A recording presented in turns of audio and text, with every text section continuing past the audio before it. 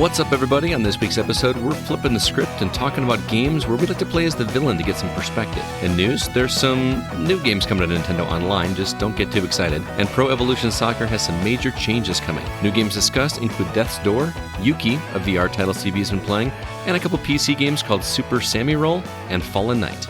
This is the Gaming Outsider. Greetings, programs, and welcome to episode 356 of The Gaming Outsider, a video game podcast with a focus on our incredible community. It's Monday, July 26th. I'm your host, Scott Clark, and joining me are my friends, Zack Parkerson. How do you do, man? I'm riding high today. Why's that?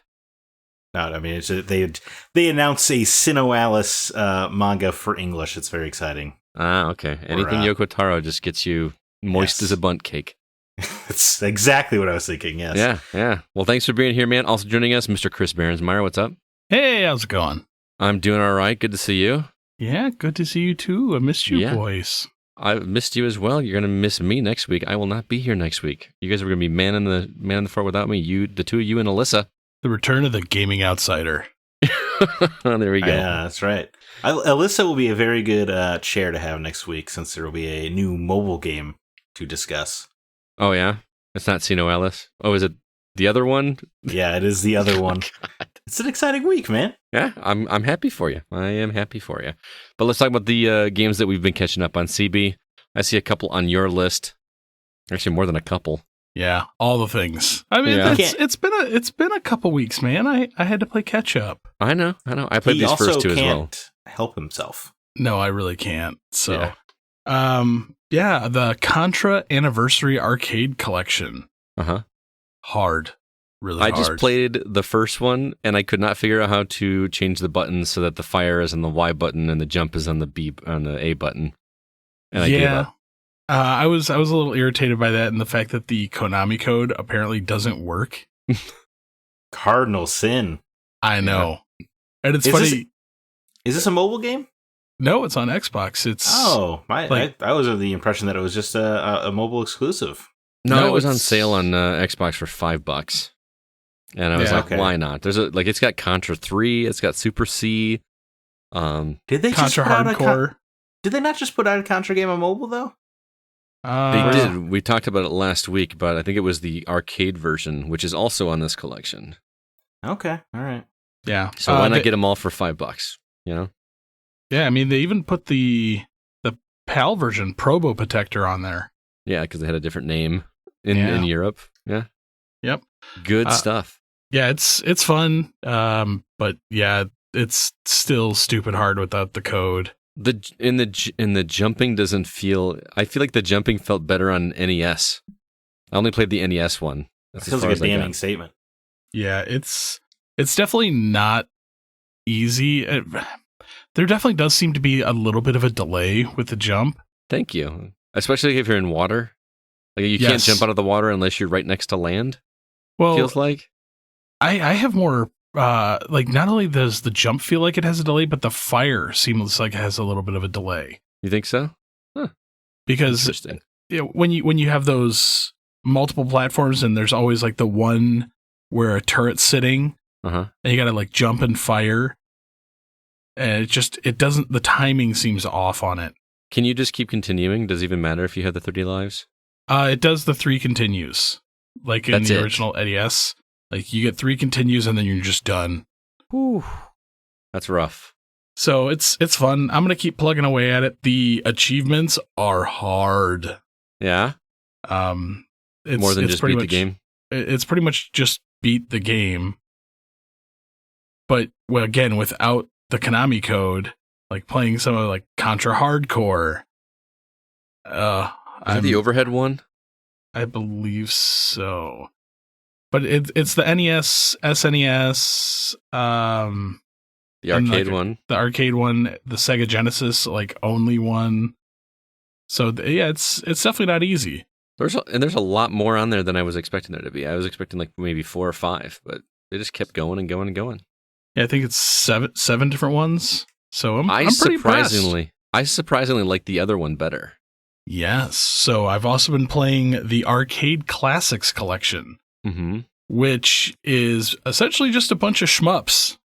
Well, there's a Castlevania one in there, even though it's not called Castlevania. Yeah. I can't remember Beast the name Hunter of it. or something like. I can't remember what it's called, but yeah, that is stupid hard. Yeah, some of them are. I've been playing through, and again, these are the arcade versions of a lot of these games, and most of them I hadn't played before, other than like Twinbee and You ever played Scramble. Nemesis? I played it like once or twice in an arcade, but I've played some of these other ones like Typhoon. Man, they are not easy, and also difficult achievements because they're all score grabs. So that one I feel I can do. I just have to kind of memorize some patterns. Mm-hmm. But man, they're difficult. Yeah, I mean they were quarter munchers. They were designed to be difficult, right? Yes, but also at the same time, when you die and continue, it resets your score. Oh, and not only does it reset your score, but you lose all your power ups too. right. So Does it have Frogger? No, I like Frogger. I do too. That's my arcade contribution. Yeah. No, these are, like you said, are mostly shmups. I think the one that stands out to me that isn't is the Castlevania one. I can't remember if there's another one, but yeah. So I'll report back later. I'm gonna give them a little further go and see how far I can get with some of them. All right. Other than that, still plugging away at Binding of Isaac. I was actually at CB's house when he got a pretty difficult achievement on that game. You have to defeat Mom while you have the item known as the Bible, which I didn't know you could just kill it's a Mom in kill. one hit with the Bible, which is kind of cool. Yeah, so that wasn't hard, but it's just a matter because it's a random drop. You just have to randomly get the Bible and then make it to the end without dying. And, yeah. Yeah. Well, I explained to you that each one of the bosses has a one-hit kill item. Right, but you just got to get lucky. Yeah. So still loving it, still playing through. I'm actually playing more on Xbox now than I was on Switch. So achievements. Yeah.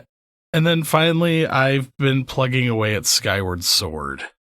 Okay, I'm interested. How are you playing it? Motion controls? A mix. Okay. It just depends on, because again, it's only on my Switch, so majority of the time I'm playing on when I'm at work on the ambulance. So if I'm at the station, I'm playing with motion controls because I have the freedom to do so. Right. But if I'm on the truck, out of town, or posted somewhere, I can't really do motion controls. I'm picturing an EMT guy sitting in an ambulance just waving his arms. Just like, Clear. Yeah.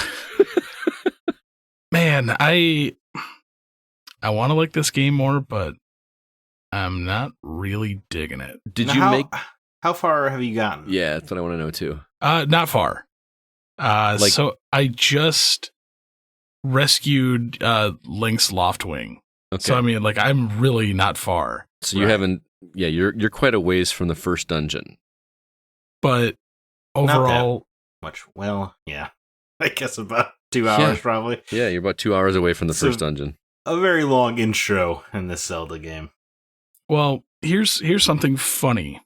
I remember you telling me that one of people's biggest complaints about this game is whenever you pick up an item, it tells you what the item is. Right. Yeah, that's doing that to me.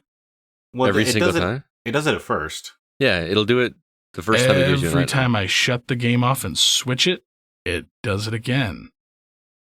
So I swear to God, switch it. like switch games. Like I'll be like, oh, I'm playing Skyward Sword. I'll switch to Binding of Isaac, shut down the game, reload the game, go and pick up a rupee. This is worth 1. Cool, bro. You told me last time. Oh no, I haven't tried. I think mine's been on since I turned the game on, and I haven't turned it off, so I can't test it. I have been swapping, and I do not have this issue. So I don't know what it is, but it's only happened a couple times, and specifically with green and red rupees. Okay. The blue one, no, that's not a problem. But the red one, I've seen the red rupee thing at least 4 times. That's it does it every time you open a chest, which is annoying. Yeah. Zack, how far did you make it? I think I have 2 dungeons left. Oh wow, you are plugging quite a ways through this game. I don't necessarily know because I've never beaten Skyward Sword, right? But I have I got through, because Zelda always is the thing where you get the first round of dungeons and there's some kind of twist that makes you go through another round of dungeons. I am on the second round, about to enter the second of 3 dungeons that I know about. So I'm sure I will get that, and then I will get a new weapon, likely a Master Sword, if I had to guess. Mm-hmm. And then they'll probably have a final dungeon, right? That's kind of the general flow of these games. That's how most of them go, yeah. I'm still on the second dungeon, and I will say the controls have finally clicked with me. Like it's, even in the because you're doing the button controls. I had to do the button controls, and I mean, I'm not the sword. I still have an issue with, although because you come across enemies and you have to, like, if they're blocking to the right, you have to attack them from the left, and vice versa. I just wind up flailing the stick around. Yeah, so this is my takeaway with the sword combat is the game makes it feel like it's a bigger deal than it is. Right. About which direction you're coming from, because generally, if you get one hit on them, you can pretty much just combo them until they die. Right. Yeah. And that carries through even later on, so I don't have to worry about it, because I worry like I'm just not going to get good at it, because that's all I'm doing. And no, there's like one enemy type I've faced so far where he has a specific, he has a shield, and you kind of have to cut in different directions to get rid of the shield, but then after that, you can just wail on him. But then I just met an upgraded version that has an iron shield, so you can't do that, and I just ignore them and run past. Gotcha. Because it's just not... It's not engaging. Something clicked in my head, though, with, because, again, doing the button controls, you have to press the LB button to move your camera. So that's just like my default. I'm just always holding that button. See, that sounds so frustrating to me. Like, I get why. Right. But at the same time, I don't, because... It's what a PSP game move. To me, it just makes more sense if you invert it, if you hold the button to wail the sword around. Right. Which you still have to anyway. Right, you still have combat. to press the LZ button or whatever, the trigger button, in order to be able to swing the sword, or I'm sorry, to Z target somebody to be able to hit them with the sword. You can flail around the thing, but who does that? Except for maybe pot smashing. I do He's that. got his hand in the air. I don't know. It's become second nature. I feel like I had to relearn how to play video games in order to get this down, and I think that a lot of people are going to stray away from this game like I did back when it was on the Wii, because I couldn't stand the slow-paced dialogue and how long it took to get to a dungeon. I feel like people are going to do the same thing. I know Grant posted on Facebook and said that he got through the first dungeon and eBayed it. Grant Henry, the musician who did our music. Yes. And it also has a Wikipedia page. Well, he does. He's quite a big shot. And CB, you discovered he was in a book this week? Yeah. I don't know if you told Zack yet this. One of the books I picked up when I was at the Video Game Summit. Video game. Oh, it was VGS, yeah. Yeah, it was VGS. One of the books I picked up, in the back, there's a section that talks about people that have contributed to the video game community in one way or another. And there's a 2-page spread on Metroid Metal. Nice. That's very cool. And I was like, picture of Grant right there. I know this guy. Right. Stemage himself. But back to Zelda, I'm surprised at how little story is in this Zelda game. It's almost astonishing. The basic premise is, right, you're trying to catch up to Zelda.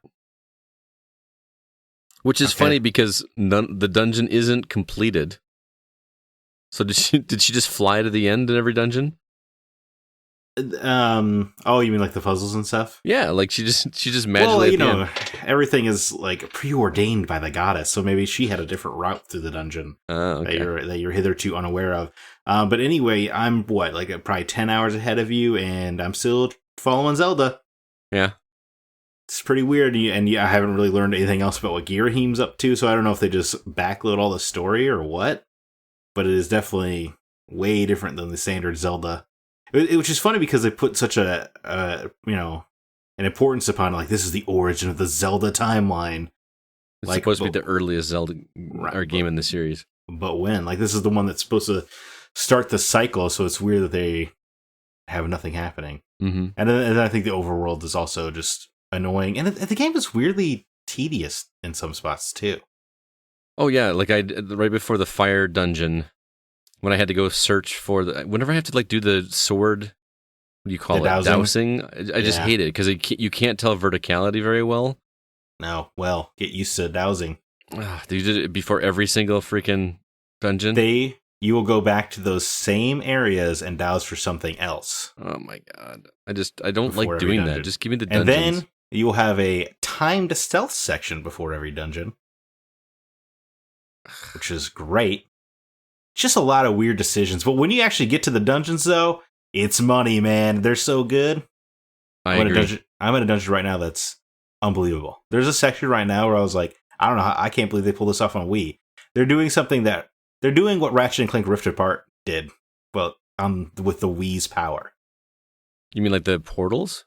There's 2 areas you are going through without any loads or anything in real time as you're moving through. It's unreal. That's impressive. I'm intrigued. I guess I'm gonna have to plow through this game. Yeah. Well, before I finish it, I have a problem. What's that? I'm surprised. Joy-Con drift is real. Oh, dude, it's killing me.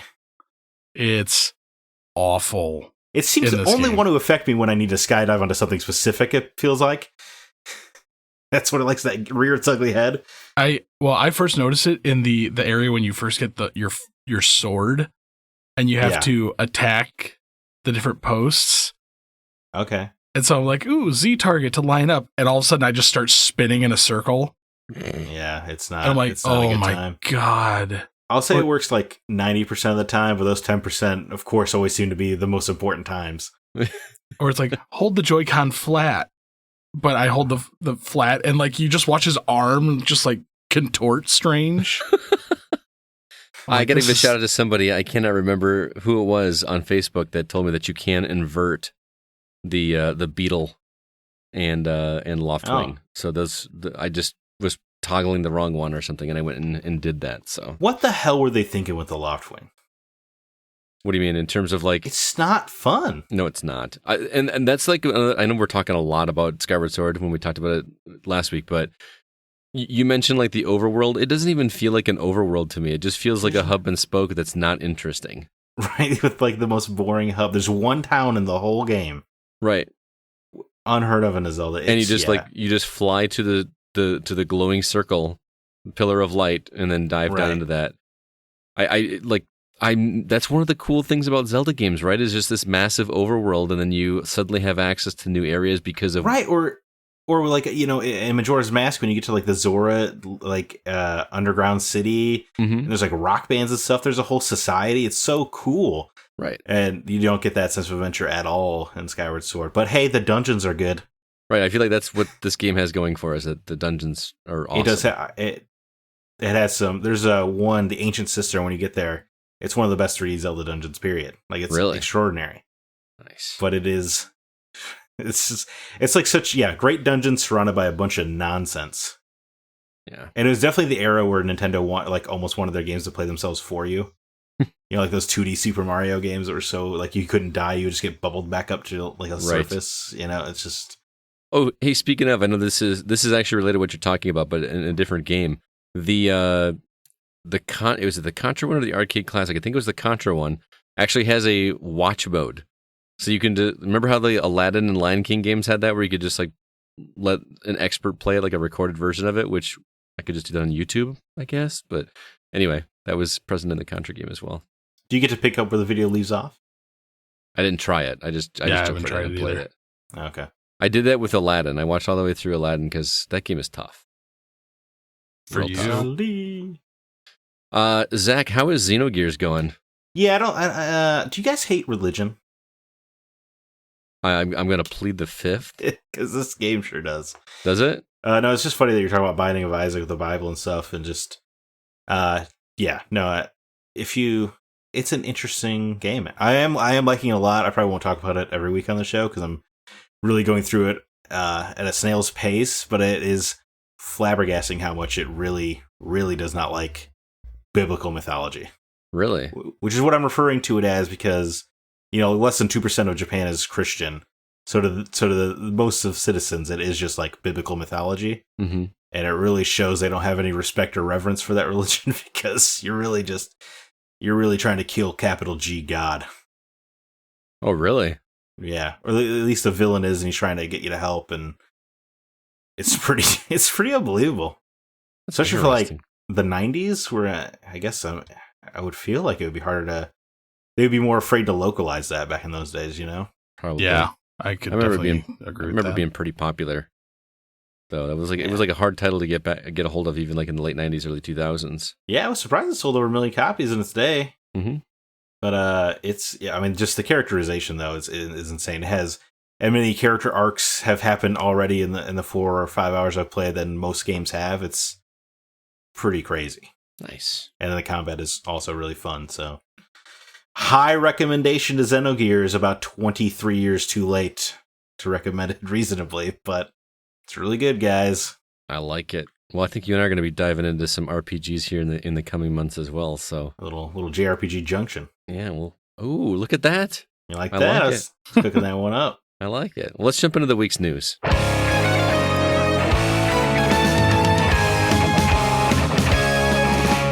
Some new trailers dropped this week. There's a game called Keo, spelled K-E-O. It's coming on Steam Early Access soon, and the full game is coming in December. It looks like vehicle combat. Ever Tried is coming everywhere this fall. A game called Inked with a really interesting art style comes with consoles and mobile later this year. The Long Gate releases on Switch on July 29th, and it's on Steam now. Zombies, a Killer Queen remix, releases out of early access on September 1st. A game called Audio Clash Battle of the Bands releases on Steam Early Access 8/17. And then lastly, we saw a teaser trailer for the Dead Space remake. It will be next-gen and PC only, and it's being redone in the Frostbite engine. Also, Nintendo Online has 3 new Super Nintendo games that they dropped this week. And Pro Evolution Soccer is getting a new name as well as some other changes. And then the big news of the week is the drama that is going on over at Activision and Blizzard. If you've looked at Twitter or the news at all this past week, you're probably privy to it. And then also Death Stranding sold 5 million copies. Let's see, CB, you were gone last week, so where would you like to start? What story intrigues you? I want to talk about this Nintendo Online crap. Okay. Because you and I talked about this a little bit the other day, Scott. We did. I was over at CB's house, yeah. So Nintendo Online is releasing 3 new Super Nintendo games. Well, not new, new to the service. New to the service. Yeah. Claymates. Not to be confused with Clay Fighter. A Blockbuster exclusive. That was only the third one. 63 1/3 Sculptor's Cut. I apologize. Right. I take it back, everybody. I'm so sorry. Didn't mean to insult the Clay Fighters franchise. Hey, now. It was actually pretty big. It was pretty big. Jelly Boy. Not making that title up. Nope. And Bomboozle. Now, I know that some people in our community said that Claymates is actually a really fun game. I've never played it. You and I are both... Now, it looks like Jelly Boy is a European one. So that may explain why we haven't seen that one. But I had never heard of these titles. And we're both collectors. Now, I collect NES, but you collect SNES. Yeah, I've heard of Claymates and Bomboozle. I have Claymates. I've played it. It's not bad. Bomboozle is a fun name. It is a fun name. You've just been bamboozled. Right, yeah. You can imagine, like Bob Barker saying it. And get a Wicked Wango card? Sounds dirty. Oh, you were missing the reference, man. Come on. Sorry. Man, I totally should have won Friends Trivia. Disagree. I want to recount. No, too bad. Would spoil the episode. Anyway, those 3 games come out on July 28th, 2021. Yep. Nintendo. Not adding value. What are you doing? Now, to be fair, what's left? Super Mario RPG. Funny you mention that. Because I made a list. Oh, you made a list of games that should come out. Okay, all right. Yes. All right. Super Mario RPG, first and foremost. Mm-hmm. Earthbound. Earthbound, also. R-Type 3. All right, good one. One of the best shmups. Earthbound's not on there? Correct. No, it's not. Neither is Smash Brothers. Neither is, I don't believe Chrono Trigger's on there. Secret of Mana. Final Fantasy 2 through 6. Those are all fair because I'm sure Square Enix has plans to market their own versions of those. Mm-hmm. True.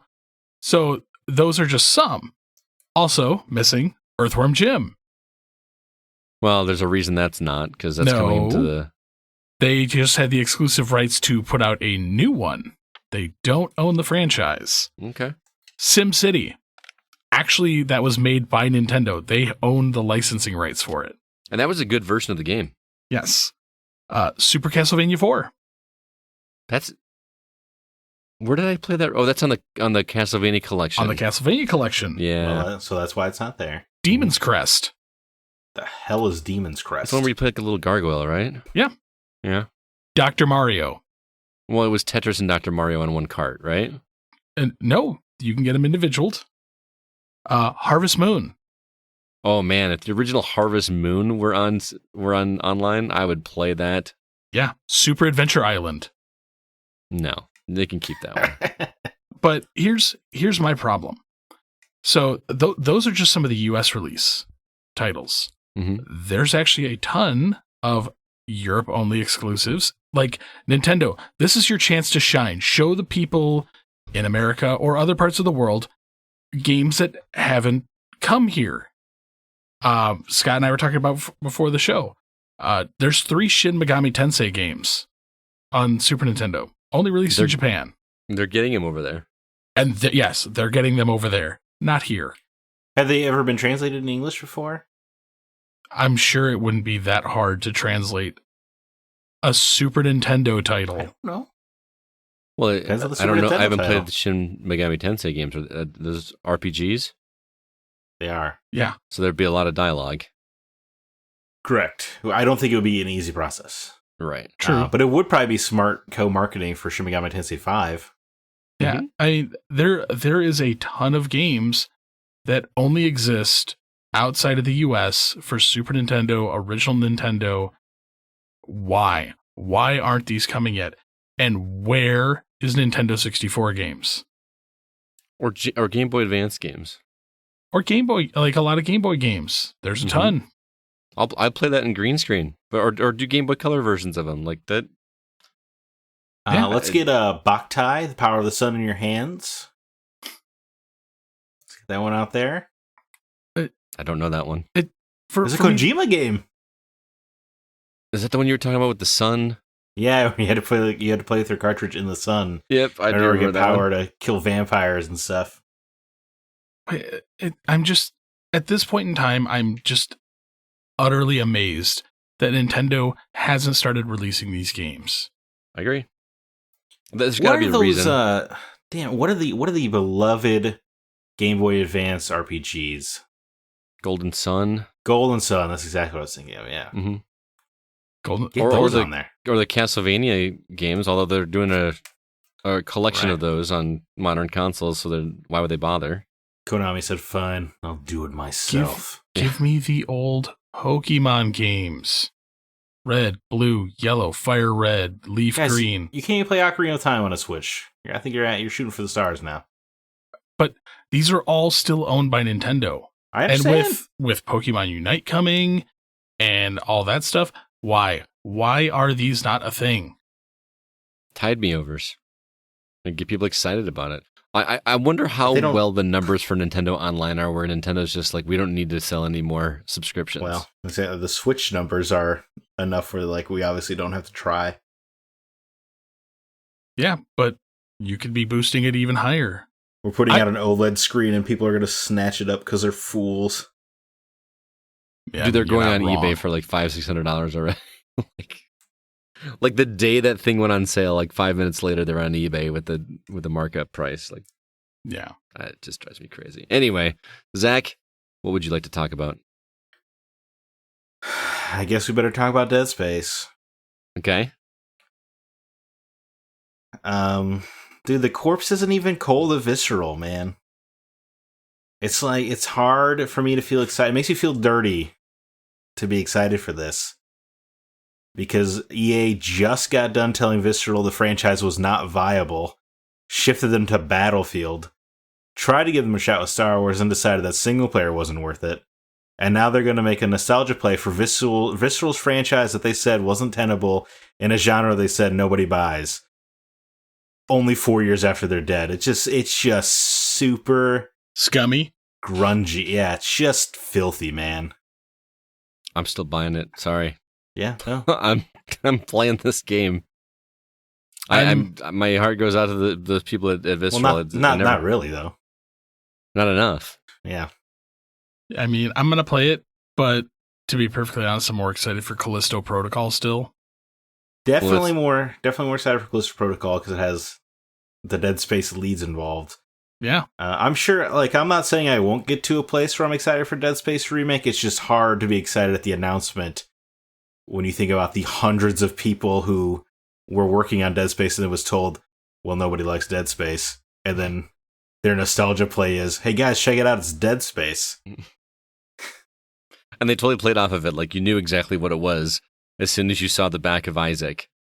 Yeah. Even before that, like, just the sounds of the Ishimura and... I mean, this is obviously EA trying to follow the Capcom cash with the Resident Evil remakes. But I hope they have their expectations realistic because Resident Evil is Resident Evil and Dead Space was a franchise that at its height sold 4 million copies of a game. So I don't really think... 4 million copies is still nothing to scoff at. Oh, it was to EA. They shut down a whole studio, CB. Well, that's because EA... They couldn't believe of sales that low. I know EA has started to turn a corner. They have. But I'm still utterly appalled with what their management does. I mean, they're no Activision Blizzard. No kidding. Yeah, is it? Yeah, well, I guess between Ubisoft, Activision, and EA, somehow EA is a good guy now. Right. What a world. It feels weird. I just feel like their nostalgia play could have been a little less disgusting. Would you have rather had a Dead Space 4, or are you glad they're going back to the first? I would have most preferred a touched up like Dead Space trilogy. Right. Or also especially with 3, like take away the oxygen thing and right. You could have done something, and that would have respected the visceral heritage because they already confirmed that they are making changes to the Dead Space remake, which is also extra weird because the game was only 2008. Like it's not 2009, I think. Like it's not like this ancient relic, you know? Right. And you just played it, man. And it was fine.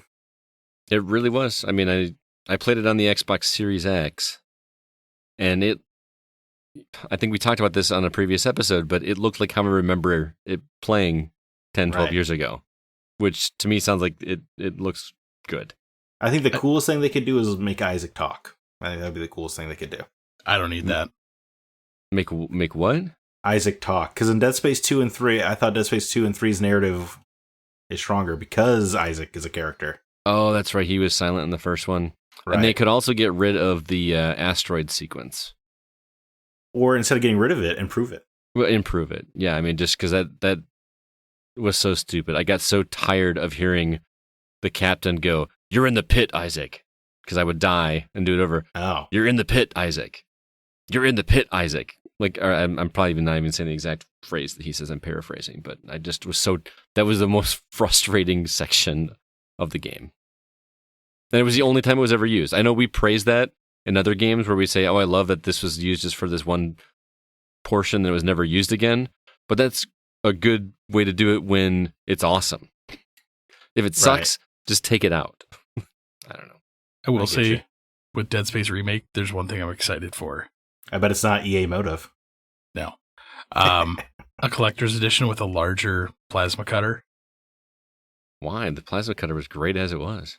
It was tiny. I think he means a physical one. Oh, you mean like the actual one? Yeah, that's why I said a collector's edition, because I have the teeny tiny one that came with the original. I want a bigger one. You want a full size one for your paws? Hell yeah! He wants to do his Isaac Clarke cosplay. I saw someone that did an Isaac Clarke cosplay a couple weeks ago, and it looked incredible. It was the guy who had like the working visor thing? Yes. Yeah. It's pretty cool.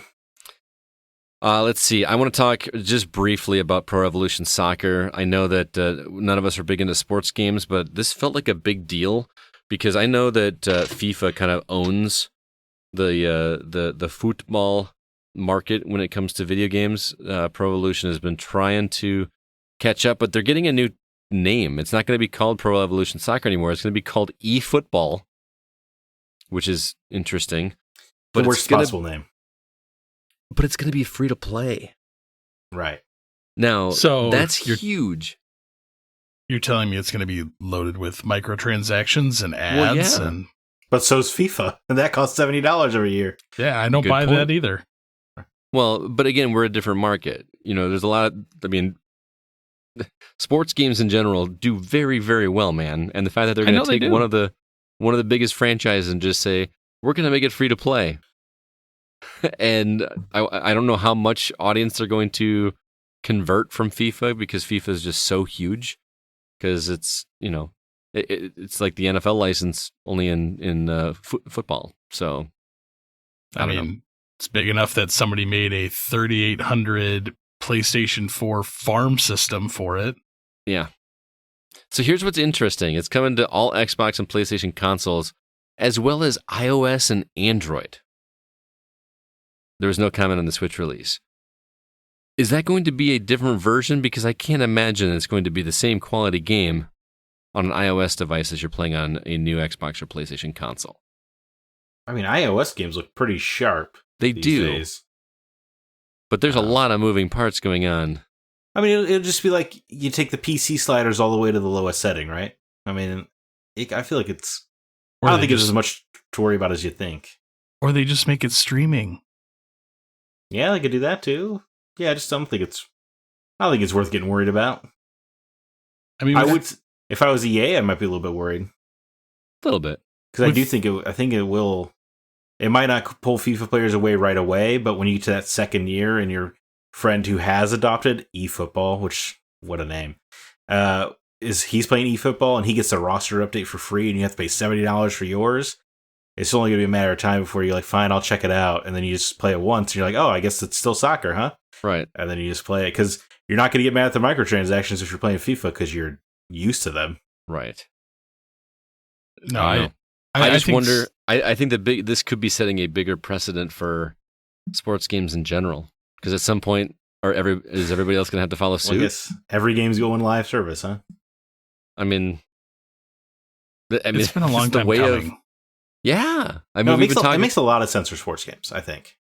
Because I know Chris Owens reviewed the Madden last year, and he said that it was actually worse than the previous year. He said that there were ads in the bleachers and stuff that were from the previous year's game for like products that were being advertised for the last. This is what he said. I don't have any experience myself, but I've been saying this for a long time. Just give me one final version of the game and make me pay $20.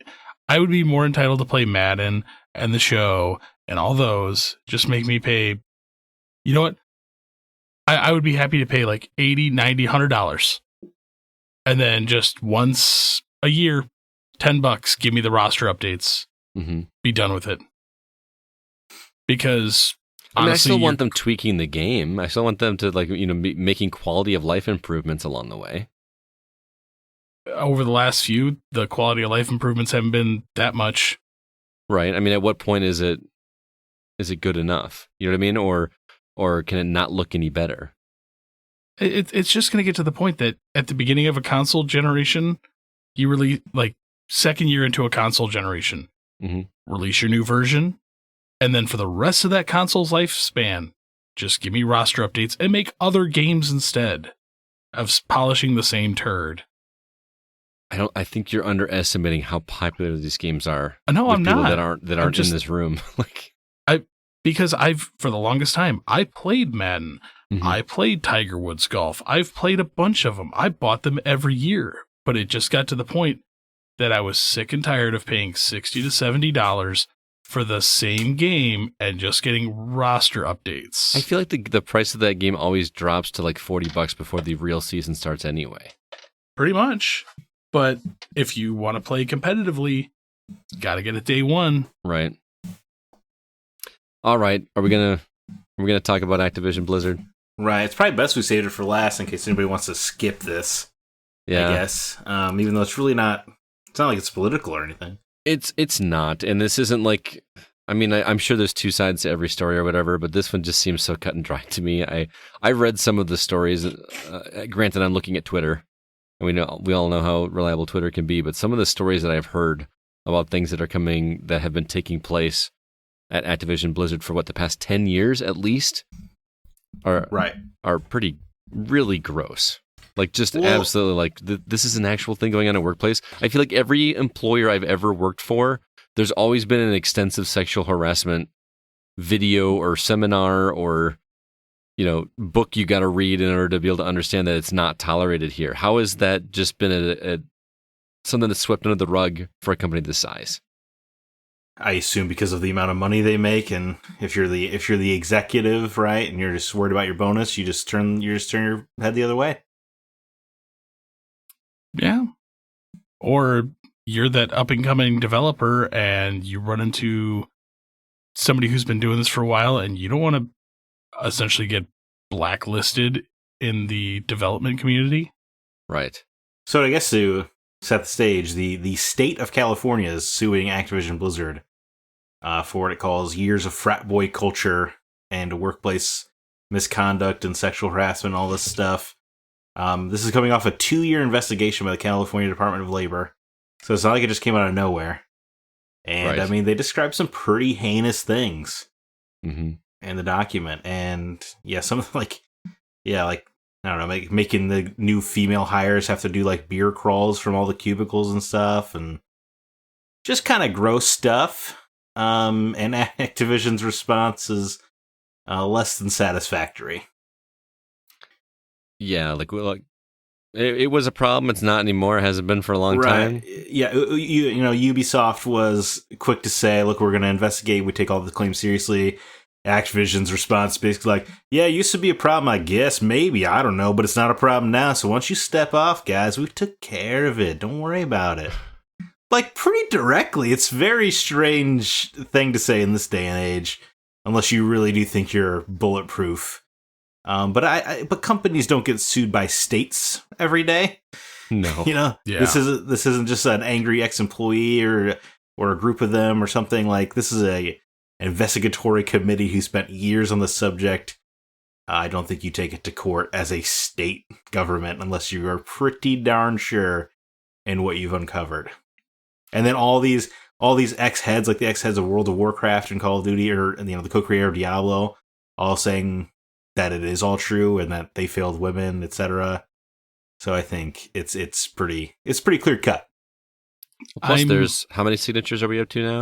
1,500.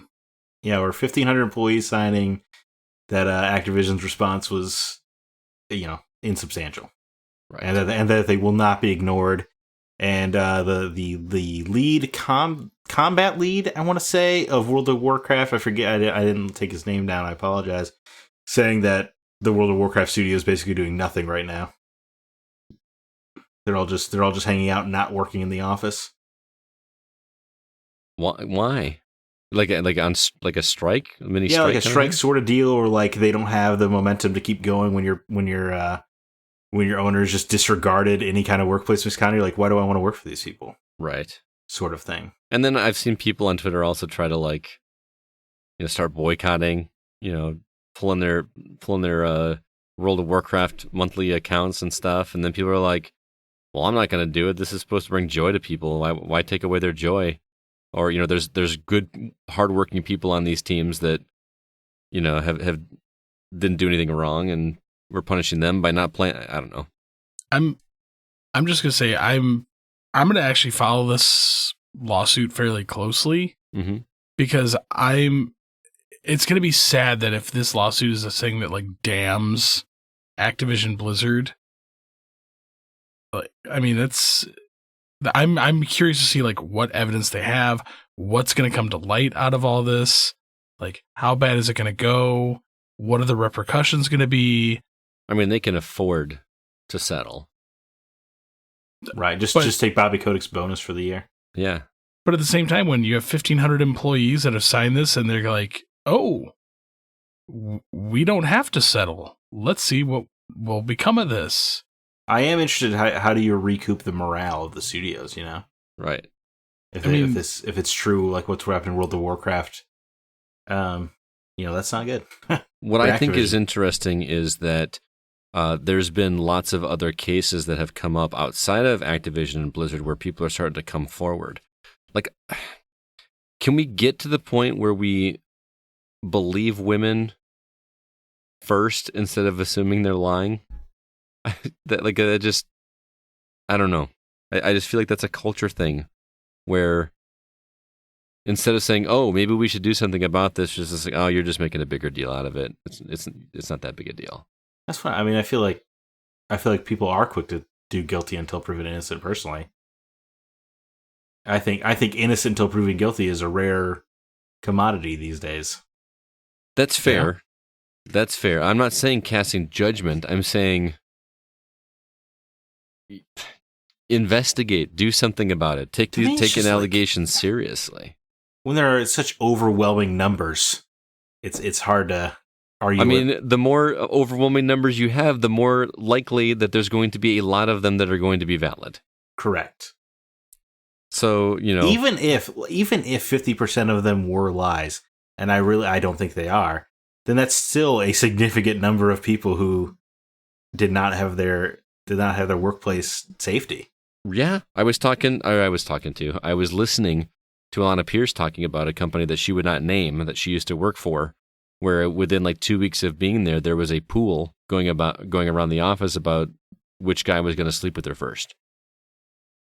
I just have never had guy friends like this. Me either. But obviously they exist, but I just don't know how. I don't know how you get into a professional work environment and then still act like a middle schooler.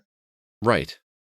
And to be clear, just for your own safety here, Zach, you are not saying, well, I've never seen any, so they must not exist. Clearly they do. No, yeah, I know. I'm saying they obviously do. Yeah, right. Yeah. It's just crazy that anecdotally, like I've met individuals as coworkers who have been sleazebags, but I've never had a group of them around me in my life. Right. I always feel like that one sleazebag always gets shunned or called out. Can you believe this guy? Yeah. You want to see where it's really bad? Come to the fire service. Yeah. Because, I mean, I've seen it multiple times, not on necessarily departments that I've been on, but other departments where you will see full on a female comes onto the job and doesn't last very long because of how ridiculed they will be. Ridiculed, saying, "Oh, you're not a man. You should be doing this job," or between that or this isn't. Those two, or this isn't necessarily the field for you. You should be doing this instead. Right. Check out this pole right here. You're not wrong. I'm just saying. Fill out the uniform well. I can see it all. I can see it all now. And it's, you know what? If you can do the job, all for it, man. I will never stand in the way because I've seen women in my field that do better than a lot of the men do. And it's very sad that people will judge people based upon their gender before anything else. Yeah. I thought I would have assumed we were past this as a nation. I was wrong. No. Obviously. That's like saying we got past racism in the 60s. Didn't? Yeah. That's still a thing. No, I understand. It's just, I mean, it's sad that this is still a thing. You know what I mean? No, I agree. And we've made some improvements in some things, but just not enough. I couldn't imagine being on the sidelines and seeing something like that going on, or conversations like that going around an office, and not saying something to somebody. Yeah, but I can see. Obviously, I'm not saying this is right, but I can see where you see it happening and you think, "What a bunch of sleazebags!" But you don't actually say anything. You just put your head down, you focus on your work, and you clock out. Right? I can see that because you're not one of the cool kids, and you don't want to be ridiculed by the cool kids. Right, or you don't want to be the narc, or you don't want to ruin, everyone else seems to be in on it, and you don't really realize. I can relate. I work in a field predominantly, not predominantly, but majority is women, right? And I've been in break rooms where it almost feels like some of the other teachers or staff are trying to make me uncomfortable. You know, like talking about things that bother certain guys, and I don't care. But like, why? Why would you try to like gross somebody out or make somebody squirm in their seat and make them? I don't know. Almost like I'm being tested. Yeah. Yeah. But imagine, and I'm not saying this for sympathy. Please understand that is not at all what I'm saying. But imagine it being the other way around, where then you throw in things that are way more uncomfortable than the things I have to put up with. You know, where they're looking at your body. Right. Anyway. Now that 3 white guys have talked about how women have problems, yeah, we should probably move on. Yeah, let's go ahead and move on. We've got some quick housekeeping. Just want to remind everybody of our Patreon episodes. We've got some new upcoming episodes available for our contributors. If you're not familiar, we basically ask you to help contribute to the show on a monthly basis to help us cover the costs of recording and editing and all that good stuff. And we do so with a Patreon channel where you can donate $1, $3, $5, $10 a month, whatever works for your budget. And you get some extra bonus content if you do that. If you're at the $3 level, you get 1 bonus episode a month. If you're at the $5 level, you get 2 bonus episodes a month. And CB, we got some new stuff coming up here on the horizon. Finally, this month. What do we got? Yeah. Well, I know, unfortunately, I wasn't part of it, but there was a Bill Elliott's NASCAR Challenge look back. Right. Which seems like a weird one, but go ahead, Zach. Well, I was going to say, but you were essential in the episode's construction, CB, because you were the one who made me realize that Bill Elliott's NASCAR Challenge was the first game I ever played. Mm-hmm. Well, I'm glad I could be there in spirit.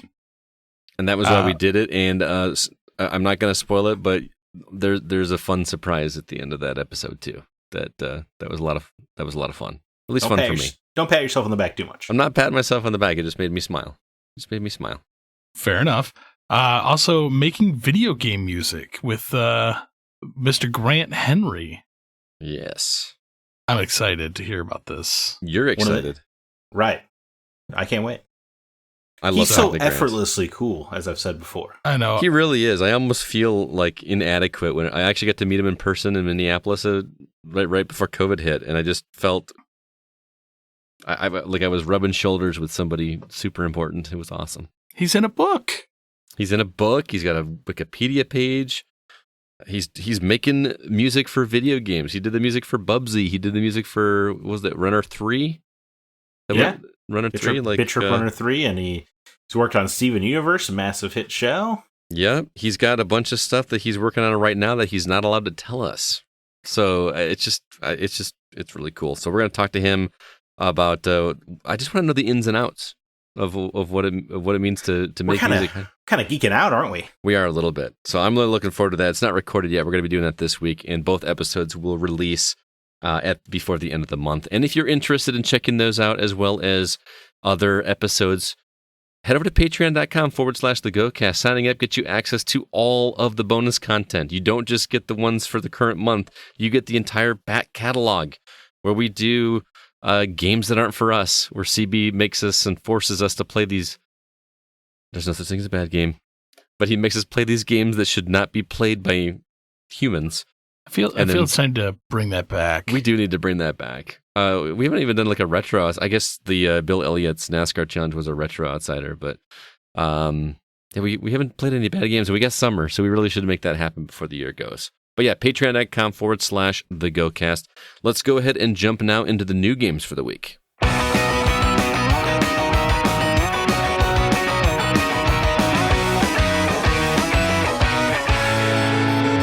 Quite a list here, Zach. What are we playing this week? All right. I mean, it's funny because it's a big list, but we'll see if anything sticks out to you. Microsoft Flight Simulator comes to the Xbox Series console July 27th. That'll be a Game Pass release, says it's published by Microsoft. I did not realize this was made by Asobo, the developers of Plague Tale. Pretty impressive. I didn't either. Huh. I didn't Look at them. either. Neo, The World Ends With You is a sequel to the cult classic The World Ends With You DS game, coming to PS4 and Switch July 27th. Square Enix seems to be doing their best to not market that at all for some reason. FMV game Nightbook comes to PS4, Xbox One, Switch, iOS, and PC July 27th. There's just a resurgence of FMV games the last year or two. I'm loving it. I'm all for it. Absolutely. Yeah. I feel like there's like 2 or 3 studios and they're just like going all in. Mm-hmm. They must be cheap. They must have a good profit margin or something. The newest Musou game, Samurai Warriors 5, comes to PS4, Xbox Series consoles, Xbox One, Switch, and PC July 27th. That's another game that had a weird last-minute PS5 delay. I'm noticing this trend, and it is... Something's going on, guys. I'm curious as hell. We all are, man. It keeps happening. And obviously not a lot of people, because it just keeps happening. But anyway, the Great Ace Attorney Chronicles comes to English for the first time on PS4, Switch, and PC July 27th. A lot of people excited for that one. I think that only leaves the Miles Edgeworth games not in English. So they're completing the franchise. Tribes of Midgard comes to PS5, PS4, and PC July 27th. That looks pretty cool, but who has the time? The guys at GameStop are really excited about that. I was there today. I think I was excited for this game, and then they put out a trailer. It was like our season 1 content, and I was like, I'm out. Yeah, I can't do it, guys. Yep. Chernobylite comes to PC July 28th. That looks a whole lot like Stalker, because Stalker 2 is taking too long. Would be my guess. Someone just swooped in there, took advantage of that. Good call. Massive iOS and Android release. Some people are calling this the biggest phone release of our lives. Near Reincarnation comes to iOS and Android July 28th. Very exciting. The Final Fantasy Pixel Remaster series begins. It's going to have Final Fantasy 1, 2, and 3 remastered for iOS, Android, and PC July 28th. 4, 5, and 6 to come later, which means that the ones everyone cares about are not out yet. So you don't have to get too excited. I don't know, man. We got what's his name? Brandon. Yeah, worships that first one. He actually did his own remake of it. So he did, absolutely. The Forgotten City comes to PS5, PS4, Xbox Series consoles, Xbox One, and PC July 28th. This is a open world RPG that originally began as a Oblivion mod or Skyrim mod, one of those Elder Scrolls games, and it looks exactly like an Elder Scrolls game, but in Greece. Trigger Witch is a cool looking game coming to PS4, Xbox One, Switch, July 29th. This thing looks awesome. It's like Zelda, but with guns. Mm-hmm. It looks rad as hell. I remember, wasn't that one shown at, was it Devolver Digital? Is that right? I think so. Or is this the one Nate was showing us? No, I think it was Nate game, showing right? us. It has a cool trailer where it looks like it's just going to be a Zelda game with a witch, and then she whips out a machine gun and just blasts all these things apart. So I just start blasting. So I started blasting. Anyway, Eldest Souls, the latest attempt at a 2D Souls-like game, coming to PS5, PS4, Xbox Series consoles, Xbox One, Switch, and PC, July 29th. And then Cyberpunk Shoot 'em Up, The Ascent, coming to Xbox Series consoles, Xbox One, PC, July 29th. That will be available on Game Pass day 1. Very exciting, I imagine. Mm-hmm. Guys, what's jumping out of you? I think mine's the same as CB, but I'll let him go. You guys are both downloading Near Reincarnation? That's exciting. No, sorry. No. It's free. So still no. Wow, that's harsh. Microsoft Flight Sim. Yeah. I mean, it's on Game Pass, so it just is a no-brainer. Here's my worry, CB. My worry is I'm going to play that, fly over to my house, and then just never play it again. Well, it's included in your Game Pass, so why would that be bad? Right. I went full bore. You did the paid for? Oh, I know what you're going. I know where you're going with this. Did you get a flight stick? I bought a flight stick and the rudder pedals. Man, what a life you live. I love flight simulators. Especially there's like a Top Gun Maverick thing coming for it as well. So. Oh my God, I can't wait. I'm so excited. His actual favorite movie of all time. Top 3. Alien. But I've had this pre-downloaded since like the day it went live for it. So will it be ready tomorrow? I'm ready midnight tonight. I've already got my flight stick set up. No, I'm saying is it downloaded already? Because that's a pretty hefty download. Yeah, it's already downloaded. I'm ready. There you go. Midnight tonight rolls around, I will be flying. Oh, nice. All right. So I'm with you, although I will say that The Ascent looks really interesting as well. Another Game Pass game, so obviously I'm going to give it a shot. Or am I? Because I'm so behind right now. Yeah, that's... I mean, obviously I'm going to play a new Yoko Taro game, but I really think Trigger Witch looks cool. It's just like, I got so many games going on right now. Astalon, Skyward Swords, and I just don't have... I don't have the space for Trigger Witch right now. It's a lot of games, guys. You're not lying. I've finally hit the wall where I've had to start deleting things off my Xbox to make room for other things. It's crazy because all of it's pretty good right now. And unfortunately, not even like Zelda, I put like 16 hours into it and really like it's been flying by. It's a lot of fun. It's just like these games are long. All games, they're long. Remember we were kids and we just had all the time in the world and we didn't know what to do with it? Oh, well, I will counter argue. When we were kids, there was not as many good games coming out as quickly. Oh, for sure. And nor were they re-releasing the ones you used to love that now you want to play again. Right. It was a different era. For sure. Yeah. So, but you guys have Death's Door. Mm-hmm. Is this a Game Pass game? No. Okay. We Bond are playing paid it for this one. We are playing it on Xbox. Bill Gardner from our community talks so highly about this game. He said that this might be his top game of the year. And when somebody says that, I just kind of sit up and take notice. So I checked out the trailer, and it looked pretty interesting. So I had a bunch of money sitting on my Microsoft account, which I was saving for Far Cry 6. But I'm like, it's $20.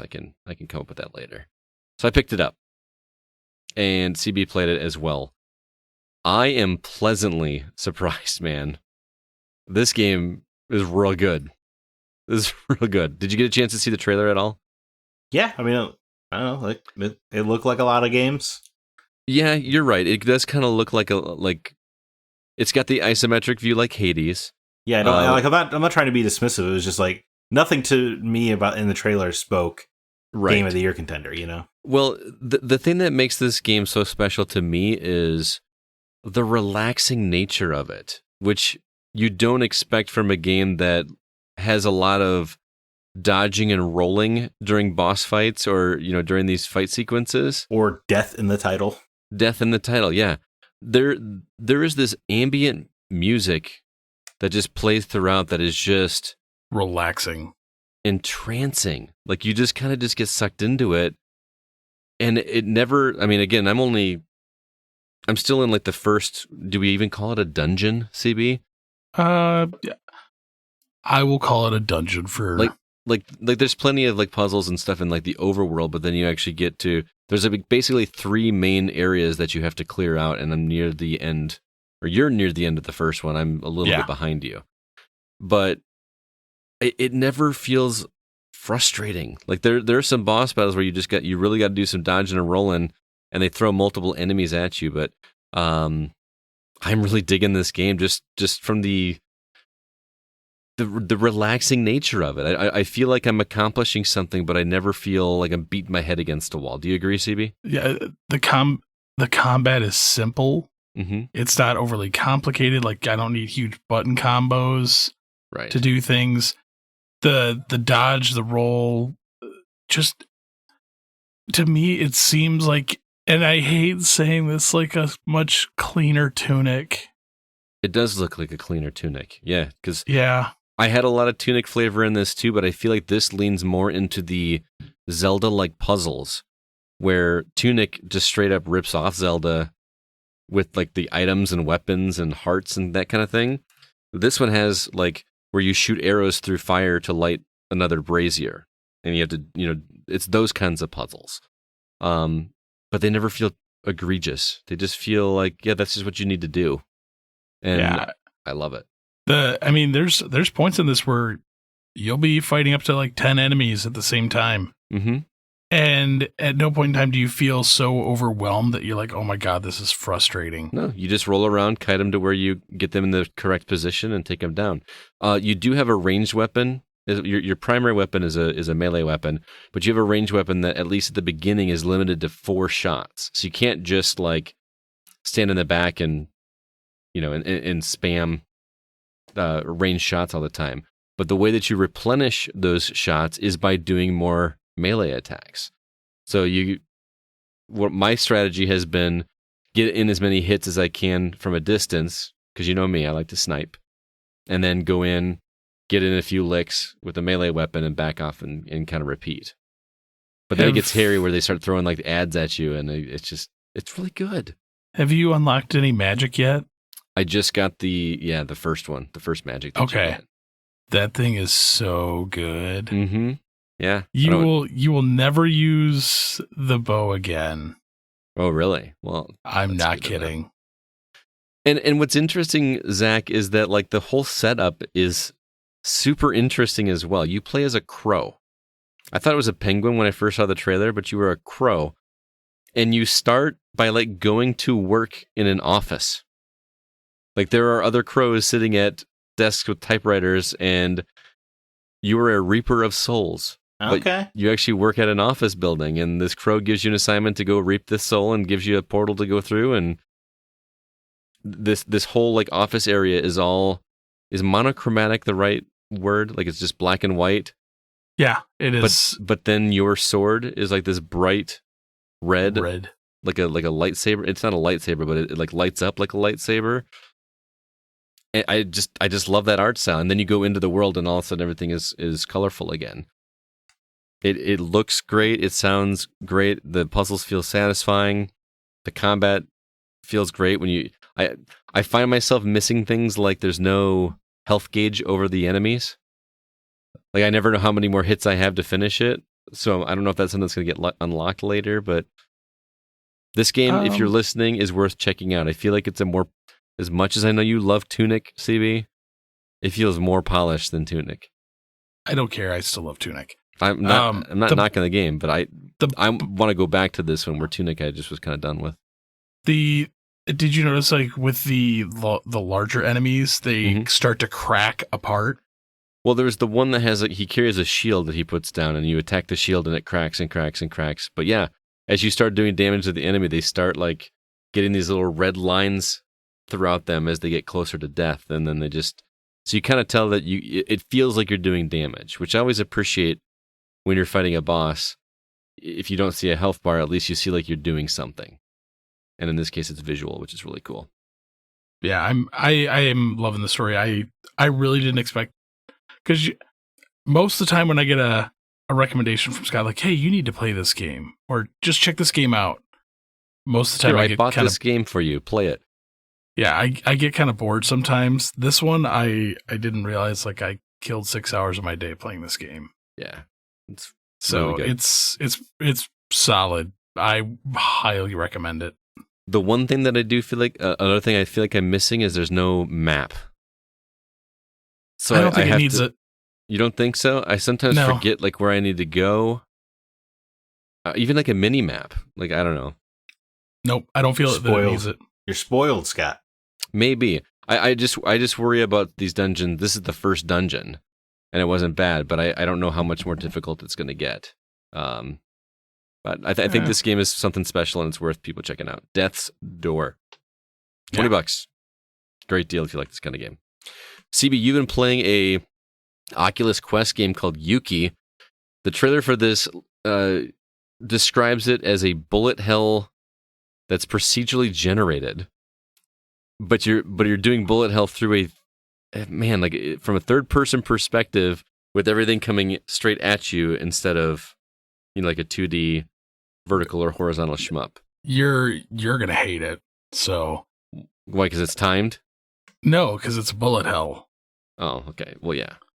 I'm terrible at 2D ones. I can't imagine a 3D one. It is a roguelike bullet hell. Mm-hmm. Procedurally generated. I might disagree with that a little. Procedurally generated shoot 'em up sounds maddening.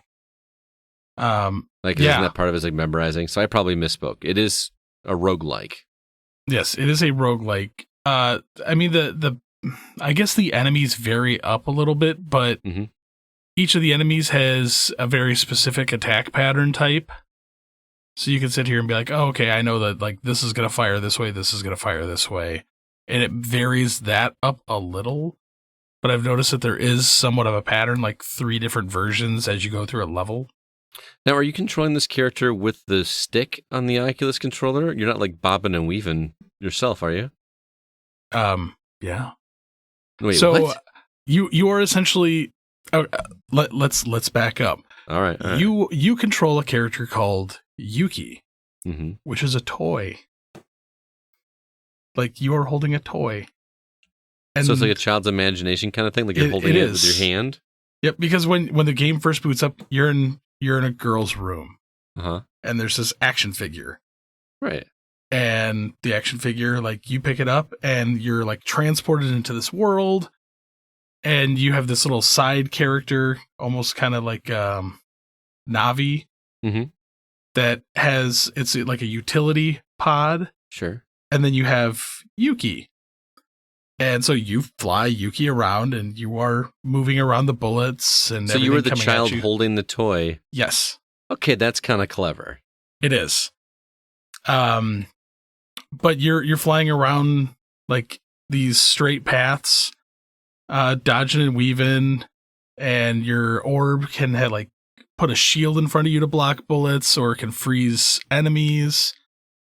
You can unlock different types of bullets, but what I like about it is the roguelike element of it doesn't necessarily boost a lot of things.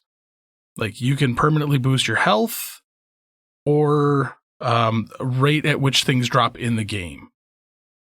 What things drop? Like the currency? No, like currency just drops and like you can upgrade that. But say like I want in the shop I want pods to fly next to me. You don't start the game with those.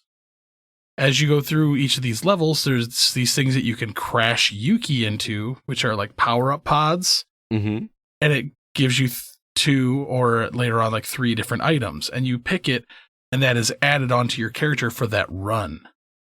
So when you upgrade, you're not upgrading for something that's like permanent. You have unlocked the ability to unlock it in the middle of the game. Yes. Okay. Which I like it for a shmup. Yeah. Essentially. But that's kind of the joy of a shmup, is like building up your arsenal piece by piece, right? Yes. As you fly through, you destroy these enemies, which all look like Oni spirits. Like they're Oni masks, pretty much.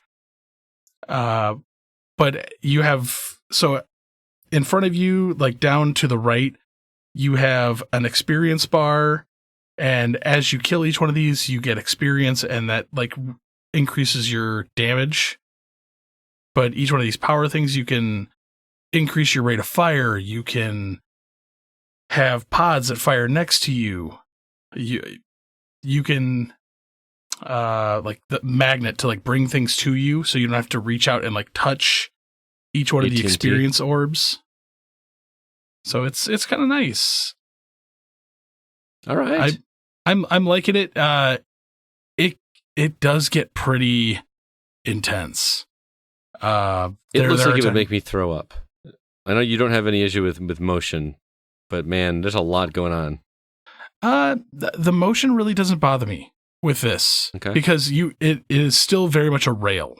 It's a rail shooter, but a shmup. I feel like I've not seen a rail shooter from behind like that. I mean, the closest I can think is Star Fox. It kind of reminds me of on the PSVR, the Until Dawn game that they did. Oh, something Blood. Russia Blood. Russia Blood. But it's just one solid straight track. Okay. But there's just so much coming at you that at times, like, you find yourself trying to bob and weave. And I'm like, oh no, I stand still, move the character. Oh, so you're instinctively like moving your head to get out of the way, but all you're supposed to do is move your arm? Yes. Do you shoot as well? Like, so you do shoot, right? Okay. Yep. Your character, as you progress through the game, you gain different suits, which, like, the first one is just like your generic pea shooter, and it fires wherever you point it. The second suit you unlock shoots like ninja stars that have homing ability. All right. At the end of every other level, there's a boss fight, and the boss fights get pretty intense. I've cleared the first boss. There's only 3 bosses. Oh, okay. You're recommending this one to people? Yeah, I mean, if you have a quest, pick it up. It's a fun little shooter. So, just Yuki, Yuki. Thank you so much, man. 2 more quick reviews for you. Kevin stopped by, as did Rel, to talk about a couple PC games they're playing. We're going to let you hear those guys talk about those games right now. Well, hey there, Kevin. Long time no see. I haven't seen you since, Thursday this week? Yeah, it's been a couple days. It has been it's been a long time, man. Thanks as always for being our illustrious DM for our Dungeons and Dragons campaign. It's been a lot of fun. Oh, no thanks needed, man. I enjoyed as much as you guys do. That's awesome. Well, you're not here to talk to us about D&D. You were here to talk to us about Super. Is it Sami Roll? I think so. Sure. Super Sami Roll from developer Sanzai Games, and it was provided to you by Novi Unlimited. So shout out to those guys for giving you a copy of this game to check out. I know that you are one of the world's biggest Sonic the Hedgehog fans. And when I saw this game, it looked like Sonic and Mario had a baby, which is almost sacrilegious to say. But honestly, that's what this felt like when I watched this trailer. How off am I? You couldn't be further off. Really? But okay. In your defense, I thought the exact same thing. Okay. I saw this trailer and I said, I gotta play this game. But yeah, it's more like Mario and Super Monkey Ball. Okay. So it's like tilting a control. It's not tilting, but you are rolling through a 3D platform course. All right. When I speak of Super Monkey Ball because I didn't play that game a lot, but enough to kind of know the premise. And sure. The only real difference here is there's like instead of tilting the screen, you're actually controlling your character. Okay. It's got some 16-bit cutscenes, which are they're cute. The story is the old-fashioned bad guy captured your girlfriend, and you got to go get her back. Mm-hmm. It's like a obstacle course as well, an obstacle course platformer as you roll through these stages. Sorry, go ahead. When you say roll through the stages, because are you just like move the controller in the direction he rolls in that direction? Is it like rolling is replacing walking in a 3D platformer? Yeah, but the rolling is very, very. The controls are very. It takes a lot to get used to because it's like if you're rolling, you want to go a different direction. Well, the momentum takes you. It takes a bit to recover from what you're doing and go the direction you actually want to go. Okay. It was a lot of fun, but it took a long time to get used to that aspect I just spoke of. Mm-hmm. And there is a lot of trial and error. Okay. Now, is there any like when you say trial and error? I think of games like Super Meat Boy, which are very nice about when you screw up, you're immediately brought back into the action. Does this game do that? When you screw up here, you start at the beginning of the level, or there are checkpoints. Mm-hmm. I believe they're about halfway through each level. Like a Mario game. Yeah, like a Mario game. It is. But you do that a lot. Mm-hmm. It's so much so that it's quite frustrating, or was to me anyway, as you're going through, and it's so much fun, but it's so frustrating because you have to control. There are parts where you have to control everything just right, and with as tight as these are, with those motion controls with the rolling, mm-hmm. it's super sensitive and super difficult. Now you said motion controls. This is I misspoke there. I shouldn't have said motion controls, but the controls of your motion as you're rolling is what physics I meant to say. Based. Yeah, sorry. Okay, no, that's okay. I just want to make sure I was like, are we playing on the Wii or something here? But one of the other things that they showed in the trailer was this mechanic of using the character's tongue to grapple onto things and launch forward. Can you talk about that? Because how difficult was that? That is also very difficult, again, because it depends on your trajectory and the direction you're rolling. Mm-hmm. You can shoot your tongue out, much like a frog, mm-hmm. and latch onto things and pull yourself towards them. And a big part of the game is doing that and then jumping as you do that to get over objects. It kind of propels you up and over certain things. Okay. So you're jumping in midair like a double jump? No, you'll jump and you'll lash your tongue out, and then as soon as you latch on and start flying towards whatever it is you latched onto, you'll hit the jump button again, and that will launch you up and over. Like a slingshot type of deal. Yep. Yeah. So is that introduced early on, or is that like a later learned mechanic? No, it's introduced early on. Okay. There are no real... I mean, the mechanics are... That's pretty much it. It's rolling, jumping, and sticking your tongue to things. Okay. But it's... Everything, every level is time-based.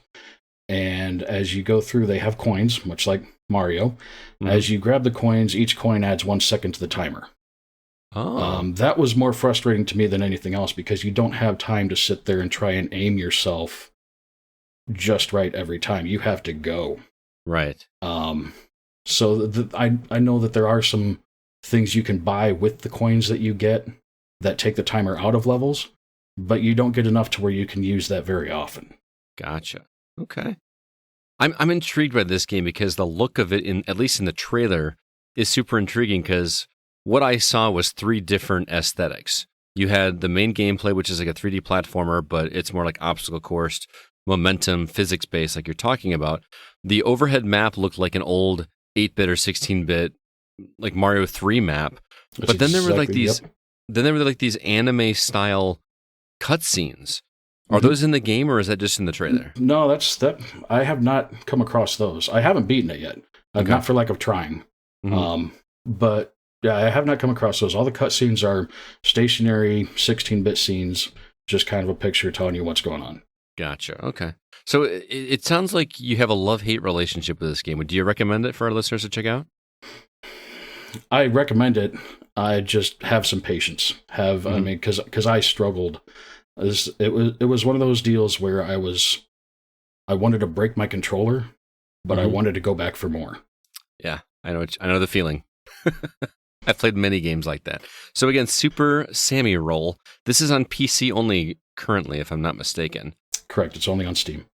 Only on Steam. So yeah, if that sounds interesting to you, be sure to check that out. Kevin, as always, it's a pleasure talking with you, man. Thanks so much for stopping by to talk to us about this game. Really appreciate it, man. Thank you again for the opportunity. All right, we'll talk to you later. Have a good one. Well, hello there, Rel. How you doing, man? Pretty good. Had sushi, rice, and sashimi for the first time in a long time, and I still got it.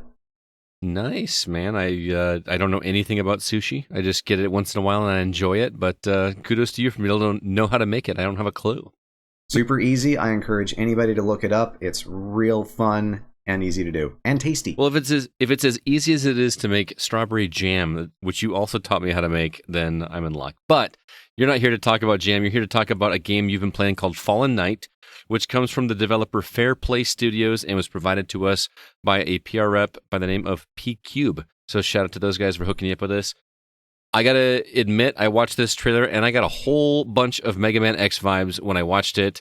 You're nodding, but you're also kind of doing so with a little bit of apprehension. So I'm curious to see what you're going to say about Fallen Knight. Yeah, that's a good description for the people who are just listening to this at home. Yeah, it's very much intended to imitate Mega Man X with the dash, wall jump, bosses and all that. But it's more aping playing as Zero in like Mega Man X4, sure, because your character doesn't really have a blaster at all. He just has a sword. Right, so it's melee like Zero, yeah. Yeah. And in that regard, it's fine. And then after that, like after that very initial point, it just goes into a steep downhill curve. Uh-oh. I'm nervous. Yeah. How so? Okay. So you start the game in what's intended to be the intro stage, except I think what you actually get dumped in is like a default like level, because when you beat the stage and then go back to the level select screen, one of them is grayed out. So it's not like this is a tutorial level. This is actually a level. It just happens to be a little bit shorter and has a little bit more tutorialization at the very beginning. All right. So far, not so bad. Yeah. And I want to talk about some of the features before I get into what's wrong with them. They have a parry system with both enemies and bosses, where if you hit the attack button at the right time, you will instantly kill an enemy. Or if you parry in succession against a boss, it will take off one of their, like, parry counter tokens. Like, all the bosses have 3 of them, and so if you successfully, like, parry sequence them 3 times, you can kill them without actually killing them, like disarm them rather than murder them. Okay, so far this sounds really rad, actually. Well then, prepare to be disappointed. Oh man, you had me. I was right there. Yeah, this is a game that I really, really wish had been better, but it just because, number one, I'm a huge fan of Mega Man X. You know this. Me too, man. I loved 20XX to death. I'm looking forward to when 30XX is nearing completion, because then I can actually sink some real time into it. Mega Man X4 is one of my favorite games, is the favorite game of the series, one of my favorite games of the genre. And so I was really looking forward to something that's just centered entirely around a melee-based wall-jumping phenom, and they screwed it up. Oh no, how so? So, well, a lot of little things. Like, you know, I could point to the fact that even though it's a PC port of the game, there's no graphical options. There's no, like, oh, do you want full screen? Do you want what resolution? Nothing. There's nothing to that effect. They very obviously put this game on PC and on Steam without really thinking about what kind of features it would need. For another thing, the actual parry system, especially with bosses, is very imprecise. Like, the actual, like, when you should parry is inconsistent, because normally you would think, okay, the boss is about to attack, you attack at the same time and parry, except the timing is really weird, and you have to parry the boss, like, I think 4 times in a row, and if you miss any of them, you lose the opportunity and you don't do any, like, damage to their parry meter or anything like that. So then you have to actually beat the boss normally, like whittle down their... Well, no, you can try again, you just have to wait for the next cycle, because it's very obvious when they do the whole parry cycle thing, and you just have to wait and avoid their attacks, and the attacks are never really that dangerous or hard to avoid. But the most cardinal of cardinal sins is that the controls, like, they somehow still, because this game originally came out in 2019, I want to emphasize that. On what platforms, by the way? I believe it was all on console.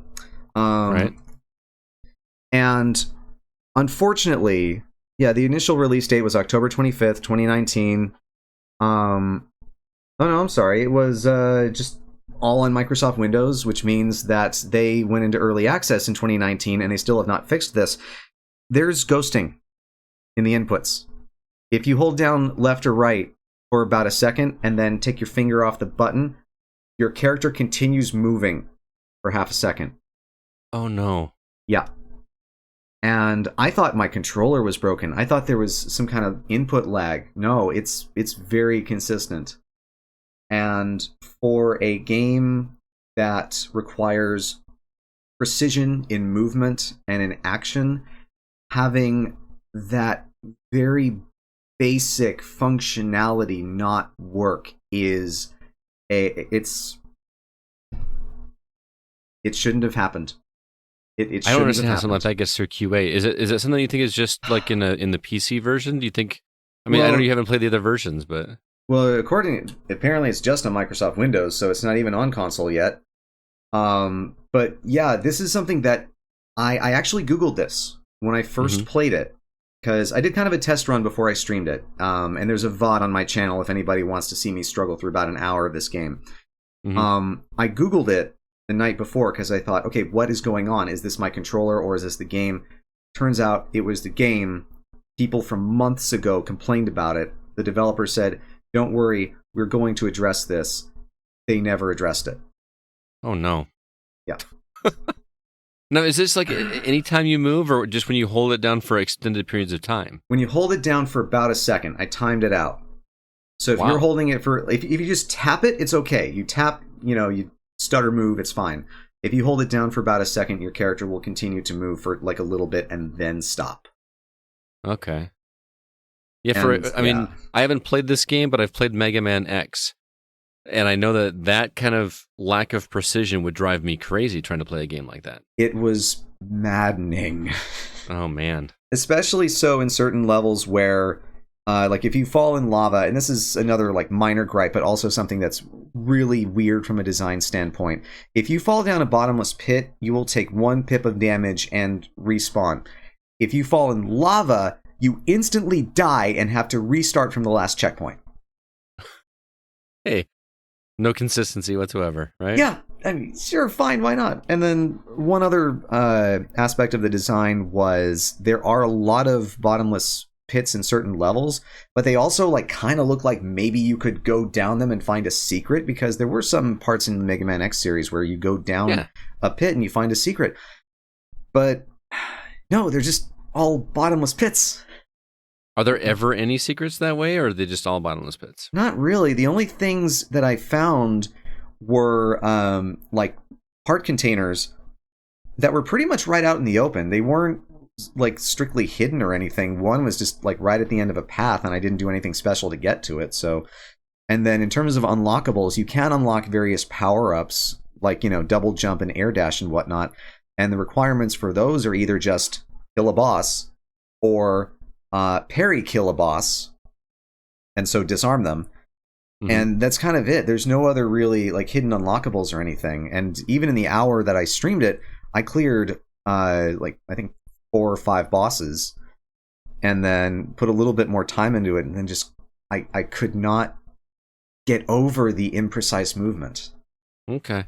I'm gonna ask you an unfair question. Okay. I'm gonna preface this. Go for it. When I watched the trailer, and this is gonna sound completely like elitist and completely like I shouldn't even be asking this question. Yes. But it's almost like a stereotype question, because I watched the trailer, and when the trailer popped up in the bottom left-hand corner, there was a little Peggy 3 logo, which is a rating system in Europe as opposed to the the ESRB that we use here. Mm-hmm. So whenever I see the Peggy 3 logo, or for kids to adults kind of game or whatever, I assume it's going to be a kids game.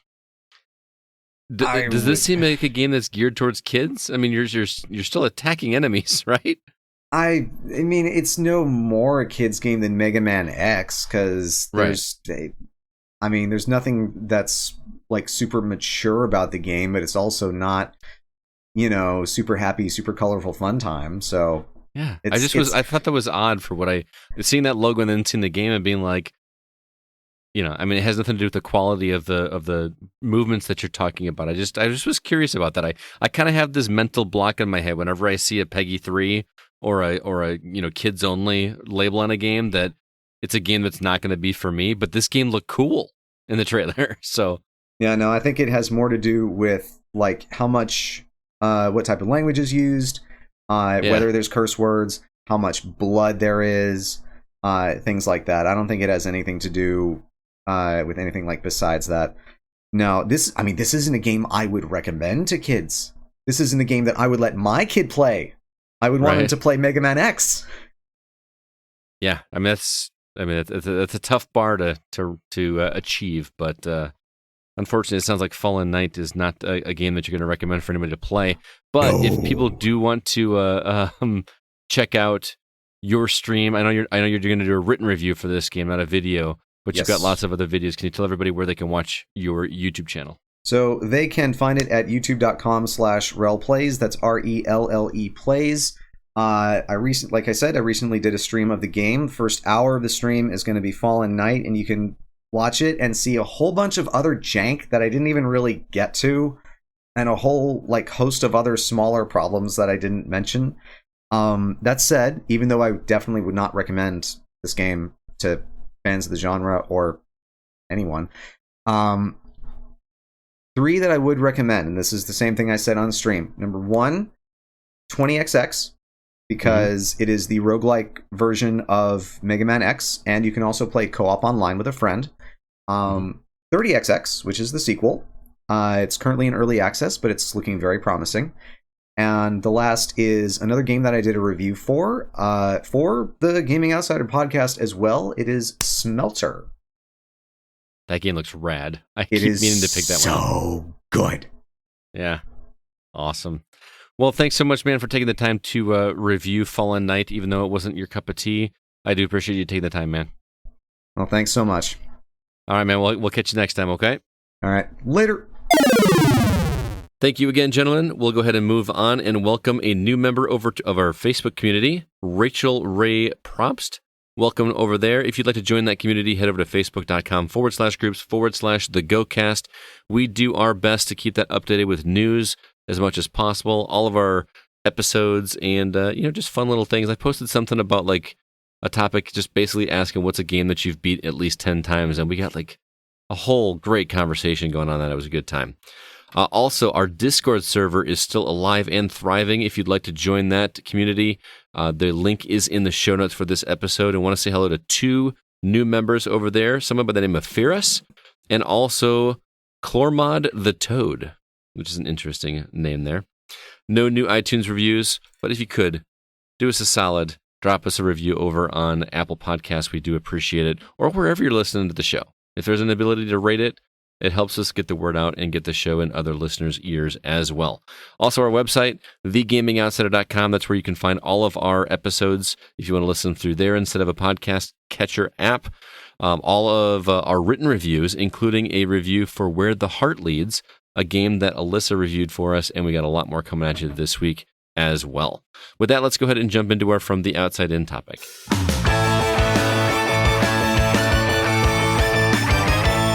This week, our topic comes from our former producer, Christina Flores. She wanted us to talk about flipping the script and playing the game from the perspective of the villain instead of the protagonist. I thought this was a fantastic idea, and so did our community, as they had a lot to say about it. We're going to start with those people right off here to get, and then we'll get to our personal ideas after that.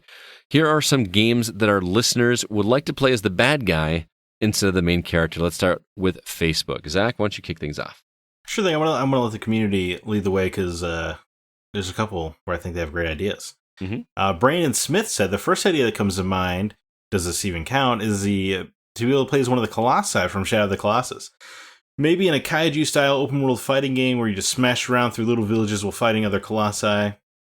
Brandon, while a kaiju fighting game sounds great, and I've heard good things about War of the Monsters on PS2 and Xbox, I regret to inform you, Shadow of the Colossus was already a game about playing the bad guy. Yeah, the writer was the villain. But, I mean, antagonist, protagonist. I mean, I guess you could be an argument be made that the main character was the antagonist in that as well. I would not say there is an argument. I would say that is the thesis of the game. Sorry to spoil the game from 20 years ago. Right. What about, like, you being the Colossus trying to get this little guy from climbing all over you? And just failing sadly every time, just swatting at it all the time. But then again, it could be like other heroes. Supposed to be playing the bad guy. They're not a bad guy, right? They're protecting the realm, keeping Dorman imprisoned. Maybe we should put like a spoiler tag at the beginning of this section, huh? Maybe. Yeah, some things might be ruined here for older games. Just a heads up. True. We'll do our best to dance. But it's going to be difficult for some of them, like that one. How can you? Right. I wasn't as big a fan of that game as you guys were, but what a powerful ending. That was... Yeah, it's a good one. It's amongst the best endings. Mm-hmm.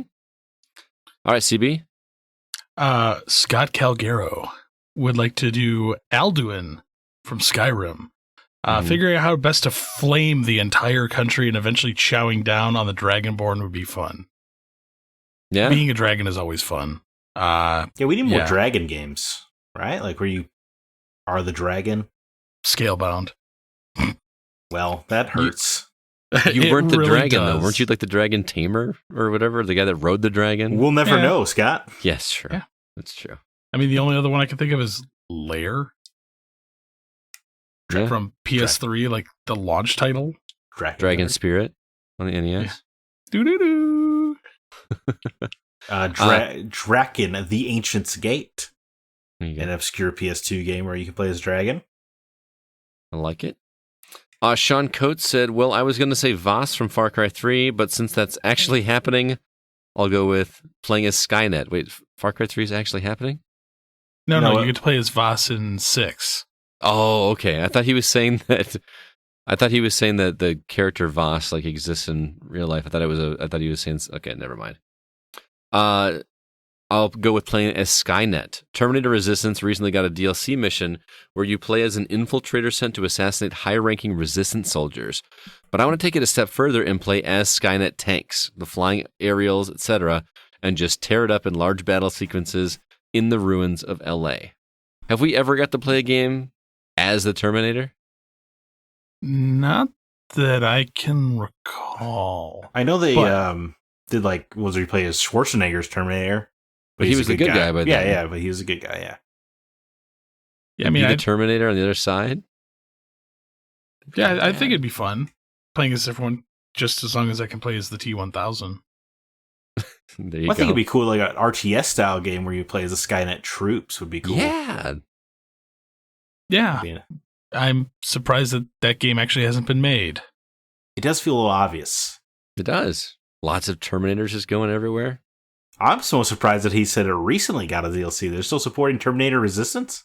It is surprisingly getting a bit of a resurgence. It was released on Series X and PS5. With the new console versions, okay. Mm-hmm. Yeah, so it's seeing a little bit of resurgence. It's good. I check for that game to be on sale every week.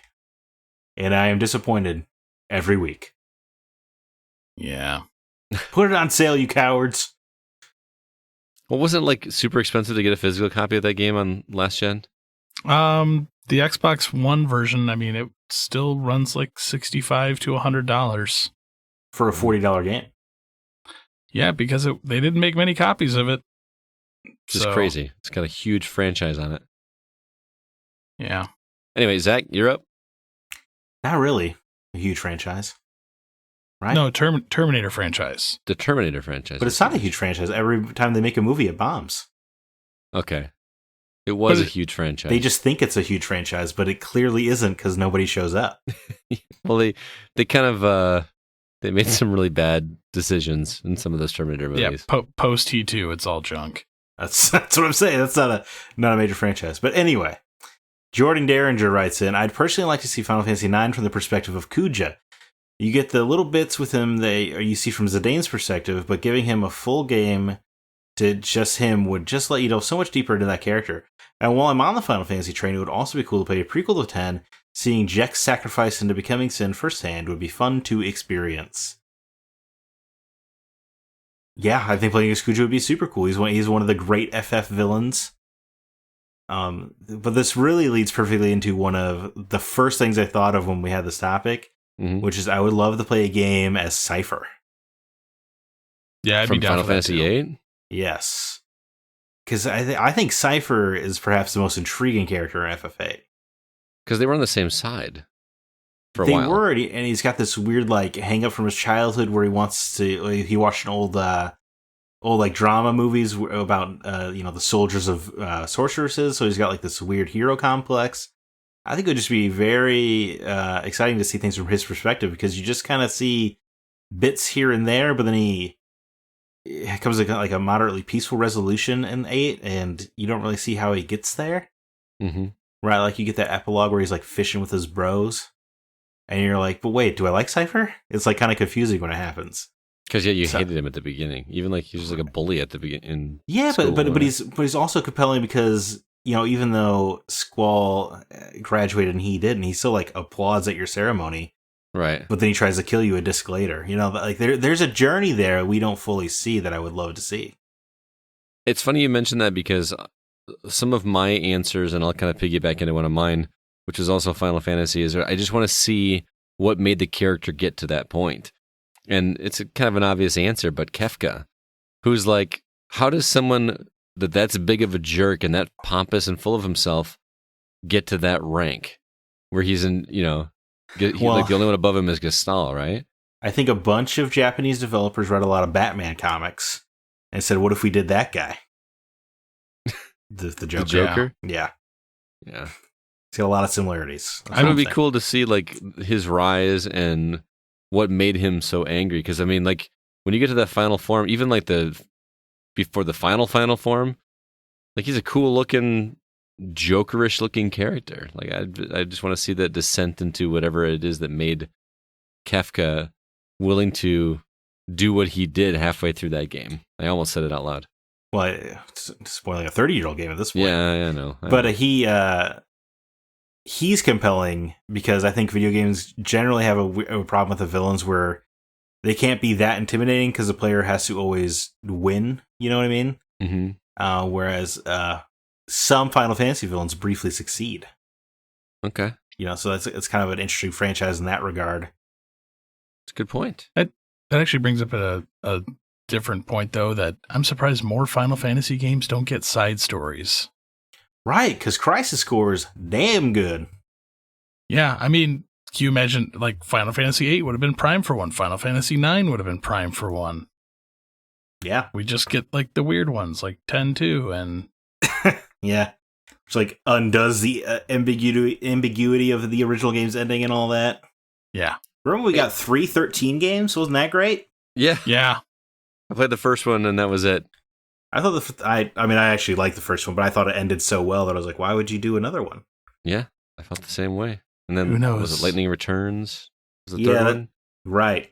Tell you what, guy, you could skip ahead 30 seconds. You want a 13-3 spoiler?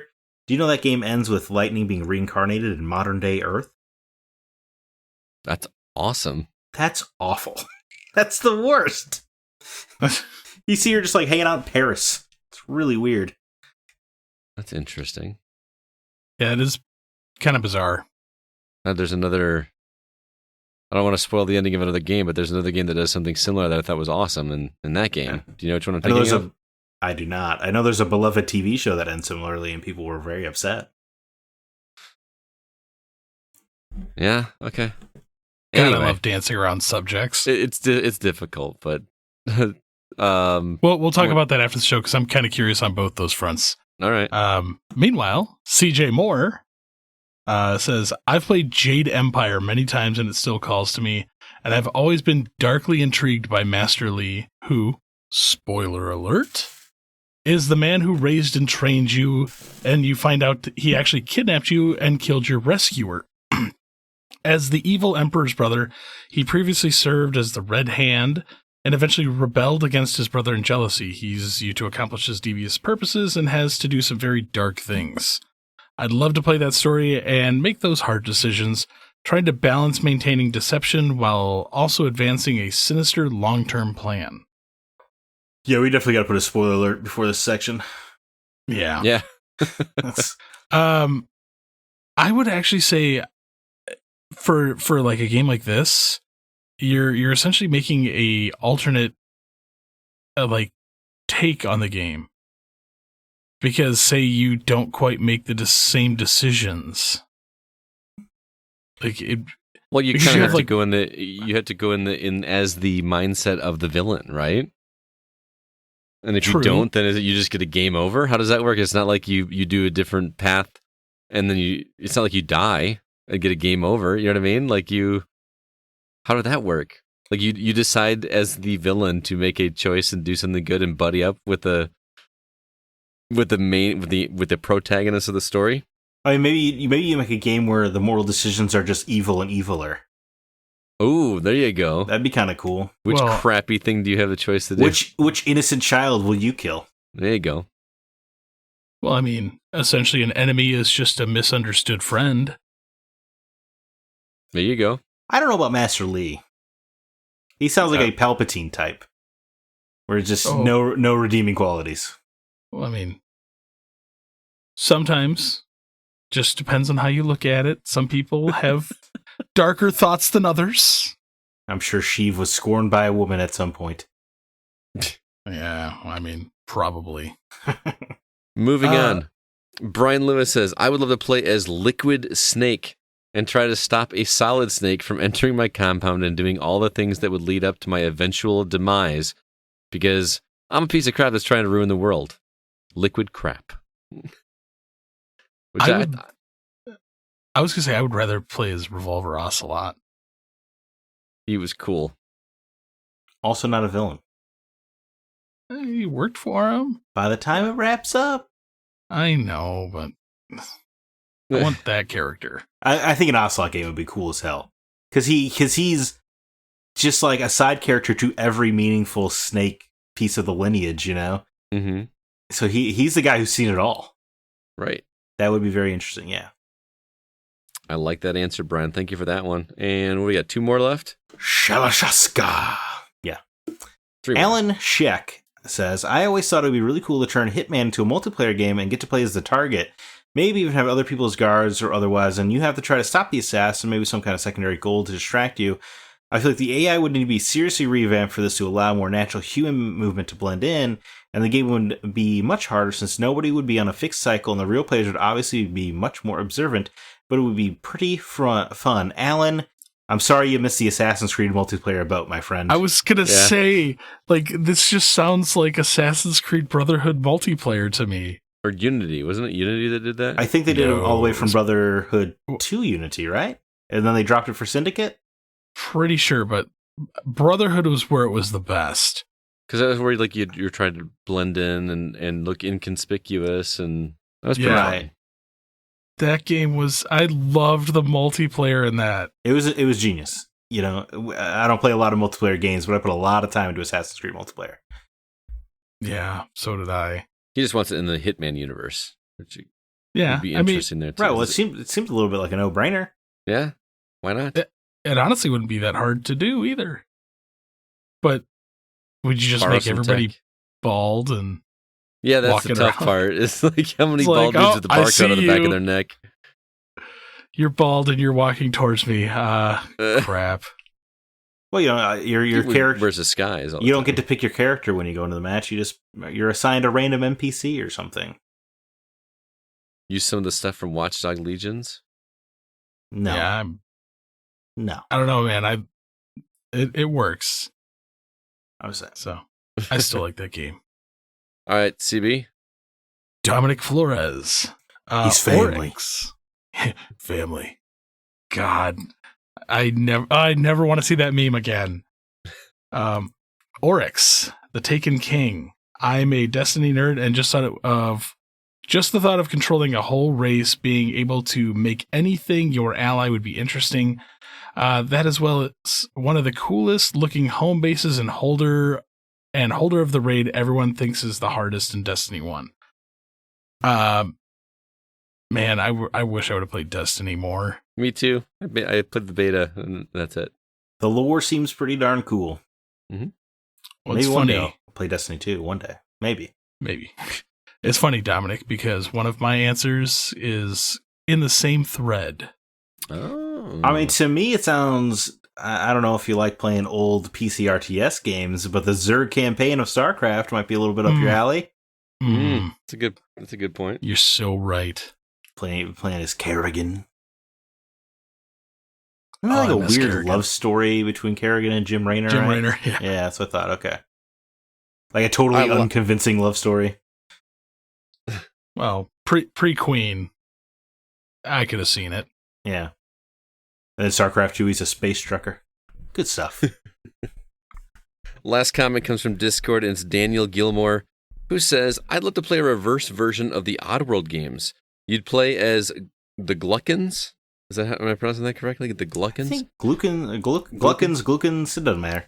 The 2 Ks makes me think phonetically that it would be Gluckins, but trying to establish a profitable megacorporation using Mudokan slave labor.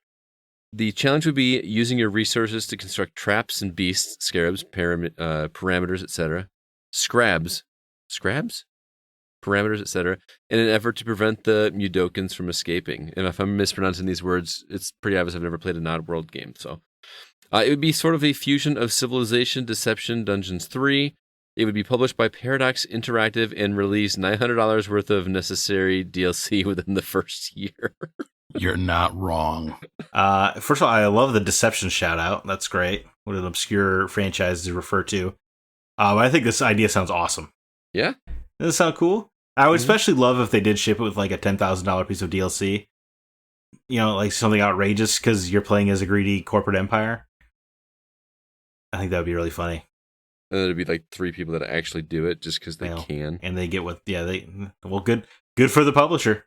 Yeah. You got 3 idiots who put money and gave you $30,000. Yeah. Good. Okay, that's what our community said. I am intrigued to hear what you guys came up with.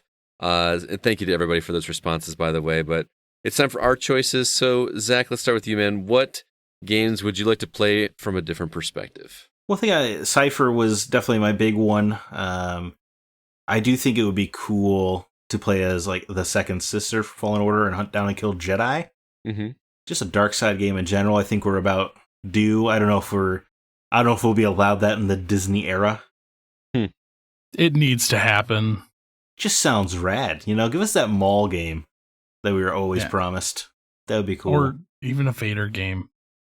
A Vader game, yeah, absolutely. I get, skip ahead 45 seconds because I'm going to brief spoiler for Nier Replicant. I think seeing things from Devil and Popeless perspective would be very interesting. Mm-hmm. Because there are a lot of unanswered questions there that I would love to have answered. But I think generally, like outside of Final Fantasy, I don't like video game villains aren't always that memorable because they're just there to be defeated. Ooh. And I disagree. That's great. And there are certainly good ones and there are fun ones. But there are none like on the scale of a Dr. Octopus or a Sinestro or Dr. Doom, these all-encompassing villains.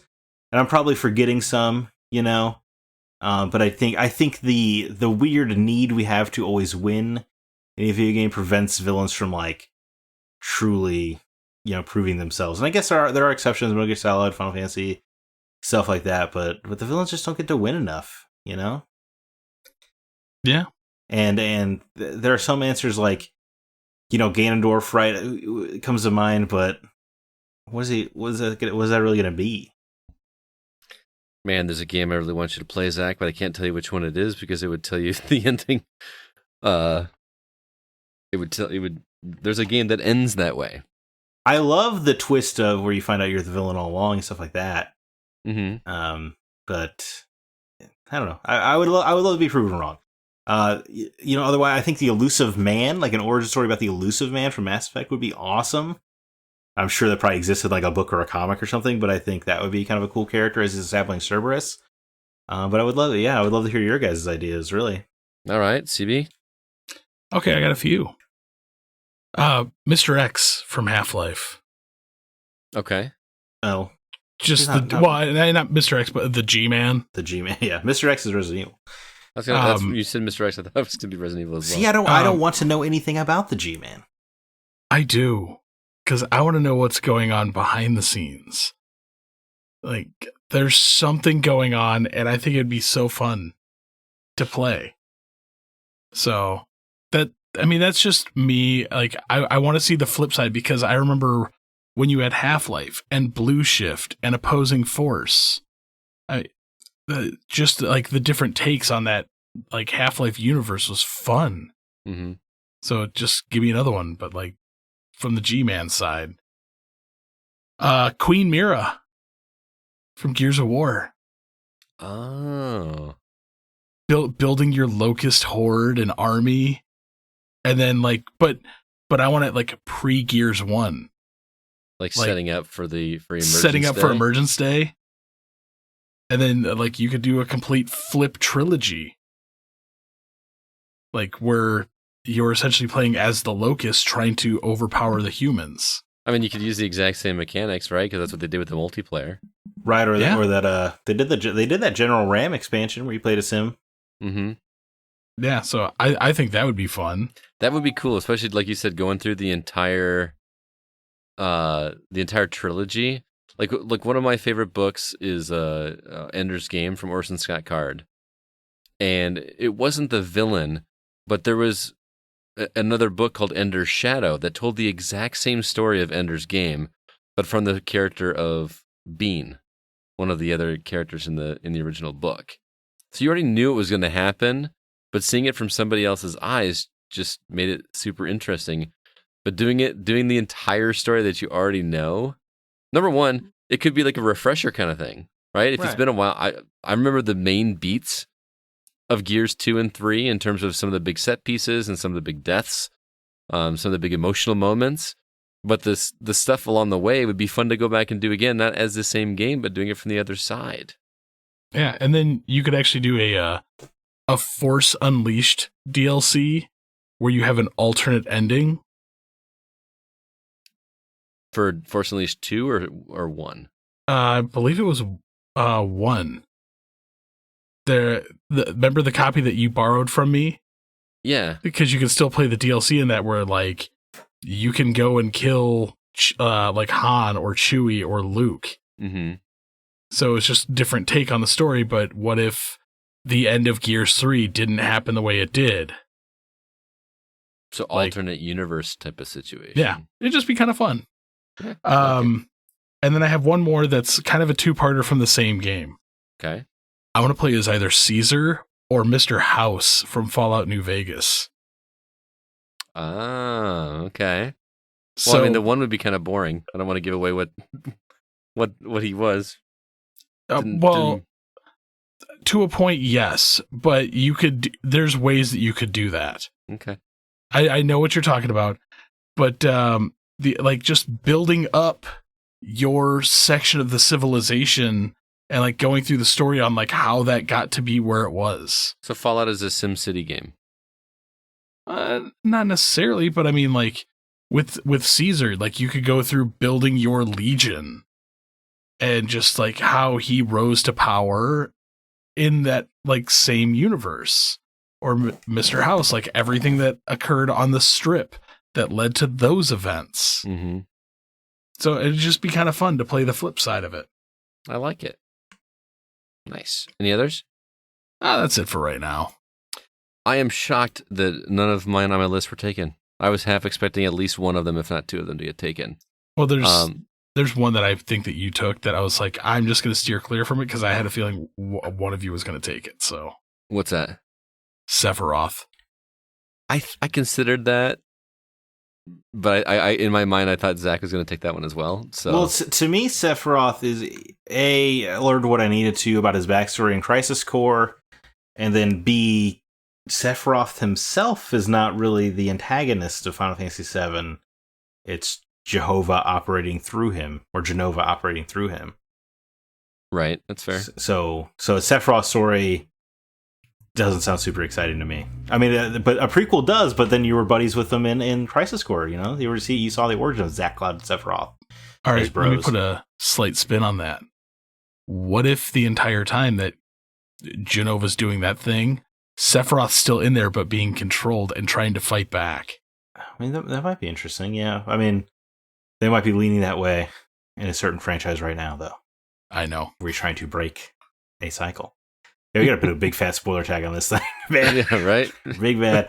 Guys, imagine this, though. A Sonic the Hedgehog game, but you play as Shadow, and he's got a gun. Okay?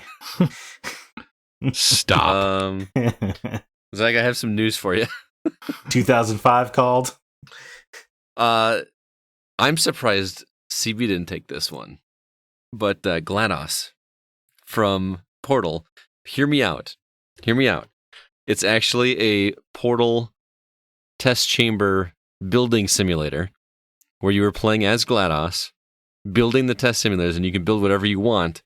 And then you have computer AI that actually has to do the figuring out, right? And then depending on how intricate you make it, how it determines how long it takes the computer AI to solve your puzzle. Then you get to choose from a series of quips that GLaDOS gets to say to Shell, you know, when she's going to the next test chamber. So the longer it takes, the better, more sarcastic quips that you get to say. That's good, except have it be real players instead of AI. That too, yeah. Make it like Super Mario Brother Maker, Portal Maker. But yeah, Portal Maker. It would be fun to be there in real time playing GLaDOS, and yeah, like every minute that it takes, it unlocks like a new series of harsh quips. And you get to pick one. Right, that way the player knows how long they've taken, because they're like, wait, that doesn't even unlock till 6 minutes. How am I still in this room? Right. Yeah, that could be cool. I like your idea, but it's funny because I actually wrote down Wheatley/Cave Johnson. All right. How come you didn't say it earlier? Because again, I don't know how far it would go, but I would love to see like the Cave Johnson test chambers. Yeah. Like, I think that's 10 times. Like, I love GLaDOS, don't get me wrong. But the Cave Johnson quips are so much better. His are pre-recorded, though. Whereas GLaDOS is actually talking to you. It's so fun, though. I don't know. I just like the idea. And then Zack compounding on it, where you let real people go through and try to solve your puzzle. Although, man, I would be terrible at it, right? But with how creative some people are out there with doing stuff, I would love to see some homemade Portal Gabe stuff. Newell, if you're listening, this is how Portal 3 needs to be made. I think the pressure of knowing you're being watched by the person who made it would be pretty intimidating. Yeah, you can't play it unless the creator is watching you. Yeah, that'd be cool. Oh, that would be so much fun. I seriously think that's a really fun idea. Not that I'm not patting myself on the back. No, I concur. That's a good one. Yeah, I like that one. Andrew Ryan in BioShock. And before you say, well, he didn't. Wait. Villain? I thought we were talking about villains here. Not people who were obviously right. I see where you're going with this. I do see where you're going with that. But the reason I chose Andrew Ryan instead of somebody else is there's a book. I actually read the Rapture book that actually told Andrew Ryan's story from the very beginning. Oh, like really? They talk about Adam and all this kind of stuff. And it's great. It's really good. What the hell, man? I got to read the hell out of this thing. Oh, it's really good because you actually meet all the characters from the game, like at some point, like actually have conversations. Wow. Okay. Yeah. I didn't know this book existed. I'm getting on it. Oh, I think it's just called Rapture, if I'm not mistaken. It's just Rapture. Yeah. I really enjoyed that, and just because you're kind of cheering for him, right? I was going to say, for the record, I don't actually think Andrew Ryan is a good guy. Right. He goes out as a good guy, I would say, but otherwise he's not super great. Right. I don't know. Just the whole world of Rapture was so cool. But There's a man not entitled to the sweat on his brow. Yeah. That opening sequence, man, is one of the most memorable for me. Like the first time you play that game for the very first time, and you come out of that bathysphere and he says, Rapture. And then you just see like this city underwater. I'm getting goosebumps just like remembering that very first time I watched that scene. But yeah, I would just love to do, even if it were like a Telltale type game where you just played as Andrew Ryan and you're trying to build Rapture. That's what happens in the book is like you're actually seeing some. I'm imagining it as a Telltale game now with their art style and everything, and it's pretty cool in my head, I gotta tell you. Yeah. I like that. Two more. These will be quick. And I don't know how this one will work, but Dr. Wily from Mega Man, who, if you remember, used to work with Dr. Light. Like they were buddies, they were partners. They actually created Mega Man together, if I remember correctly. Although I'm pretty sure it's pronounced Dr. Wily. Yeah, okay, Dr. I'm sorry. Wily. I'm sorry. I know how that game works. Okay. Also, Super Mario Brother Maker. I was leaning on a Mega Man level creator. But you get to choose like what type of robot master they are. There was a PSP game where you can make your own Mega Man levels and put the bosses and stuff. Yep. Can't remember. Mega Man Powered Up. Yeah. Mm-hmm. So they kind of take what exists, but just make it more centered around Dr. Wily. See, I want a Sigma. Play a Sigma. That'd be cool. Oh, yeah. Yeah. That'd be sick. That'd be good.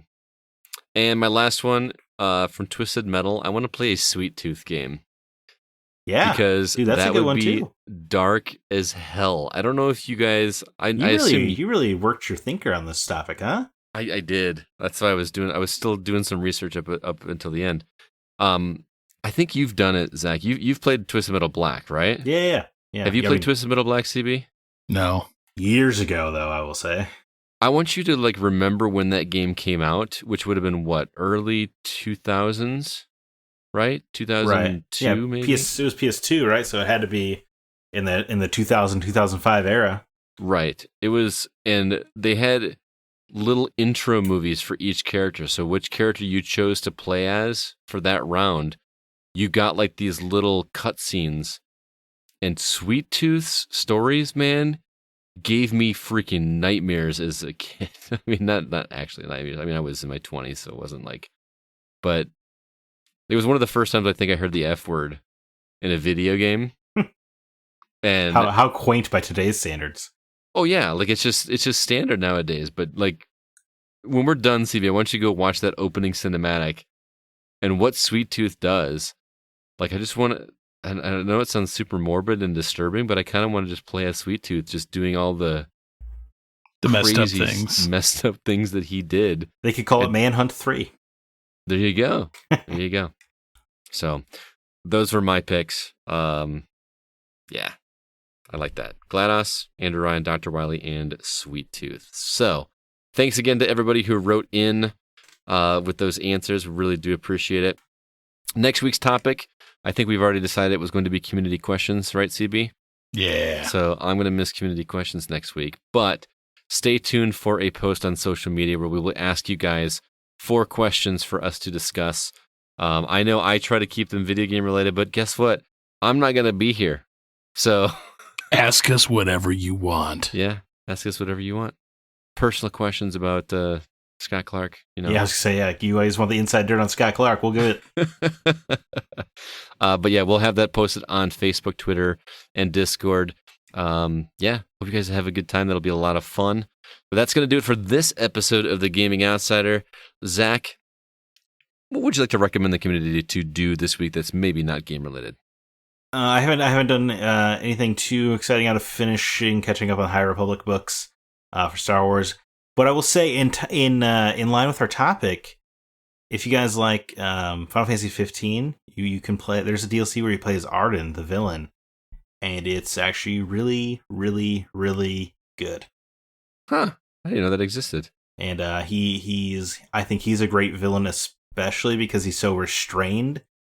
You know, in that game, like he doesn't ever like fly off the handle or turn into a giant monster the way every other Final Fantasy final boss does. Right. There's no secret phase with him. He's just always that dude in that hat, and that's made quite an impression. But yeah, his DLC is great. Nice. CB, what about you? Well, I'm gonna say something a little controversial here. Watch Masters of the Universe Revelation. It's pretty good. Because guess what? I've watched the original. It helps. I mean, yeah, I feel like I've been overwhelmingly told by He-Man fans that He-Man knowledge is pretty required. Yeah, I mean there is a bit of knowledge required. But where a lot of people are getting hung up on, they're like, due to the fact that the primary character is Teela. Keep in mind, the original Masters, it was He-Man and the Masters of the Universe. This is just Masters of the Universe Revelation. So it's like He-Man was lucky enough to get his own series based on Masters of the Universe, and yes, is that the way to look at it? They're also trying to branch out, try new things. I'm sure the lore is very precious to some people, but like, you know, it's repurposed action figures from like Barbie lines and stuff. Like it's settled down. You know, it wasn't like a deep piece of art. It was a commercial for toys. It's not worth getting this angry about. It's an interesting take. I'll give it that. And it expands on some lore. And I enjoyed it. It's only it's less than 6 episodes. Yeah, I think it's 5, right? To start with? Like 4 or 5. I gotta watch Castlevania before I can mess around with this. Mwah. Beautiful piece of... I've heard it ends well, too. Like, I've heard they just nailed it in every respect, which is exceedingly rare. Especially for a Netflix show. I didn't think I would like that. I was late to the party, and I plowed through that thing and loved every episode. Nice. I have a Netflix recommendation as well. The Movies That Made Us series is back with a second season. I've only watched 1 episode. I watched the one based on Back to the Future, but it is outstanding. There's some things about that show that I knew. You know, like Eric Stoltz being recast as Marty McFly after they filmed like half the movie, and they basically reshot all that with just a different actor. And like they talk about the conversation they had to have with Eric Stoltz, who was relieved because he thought the movie was a tragedy instead of a comedy, and like he just didn't like where I don't know. It's just a fascinating watch.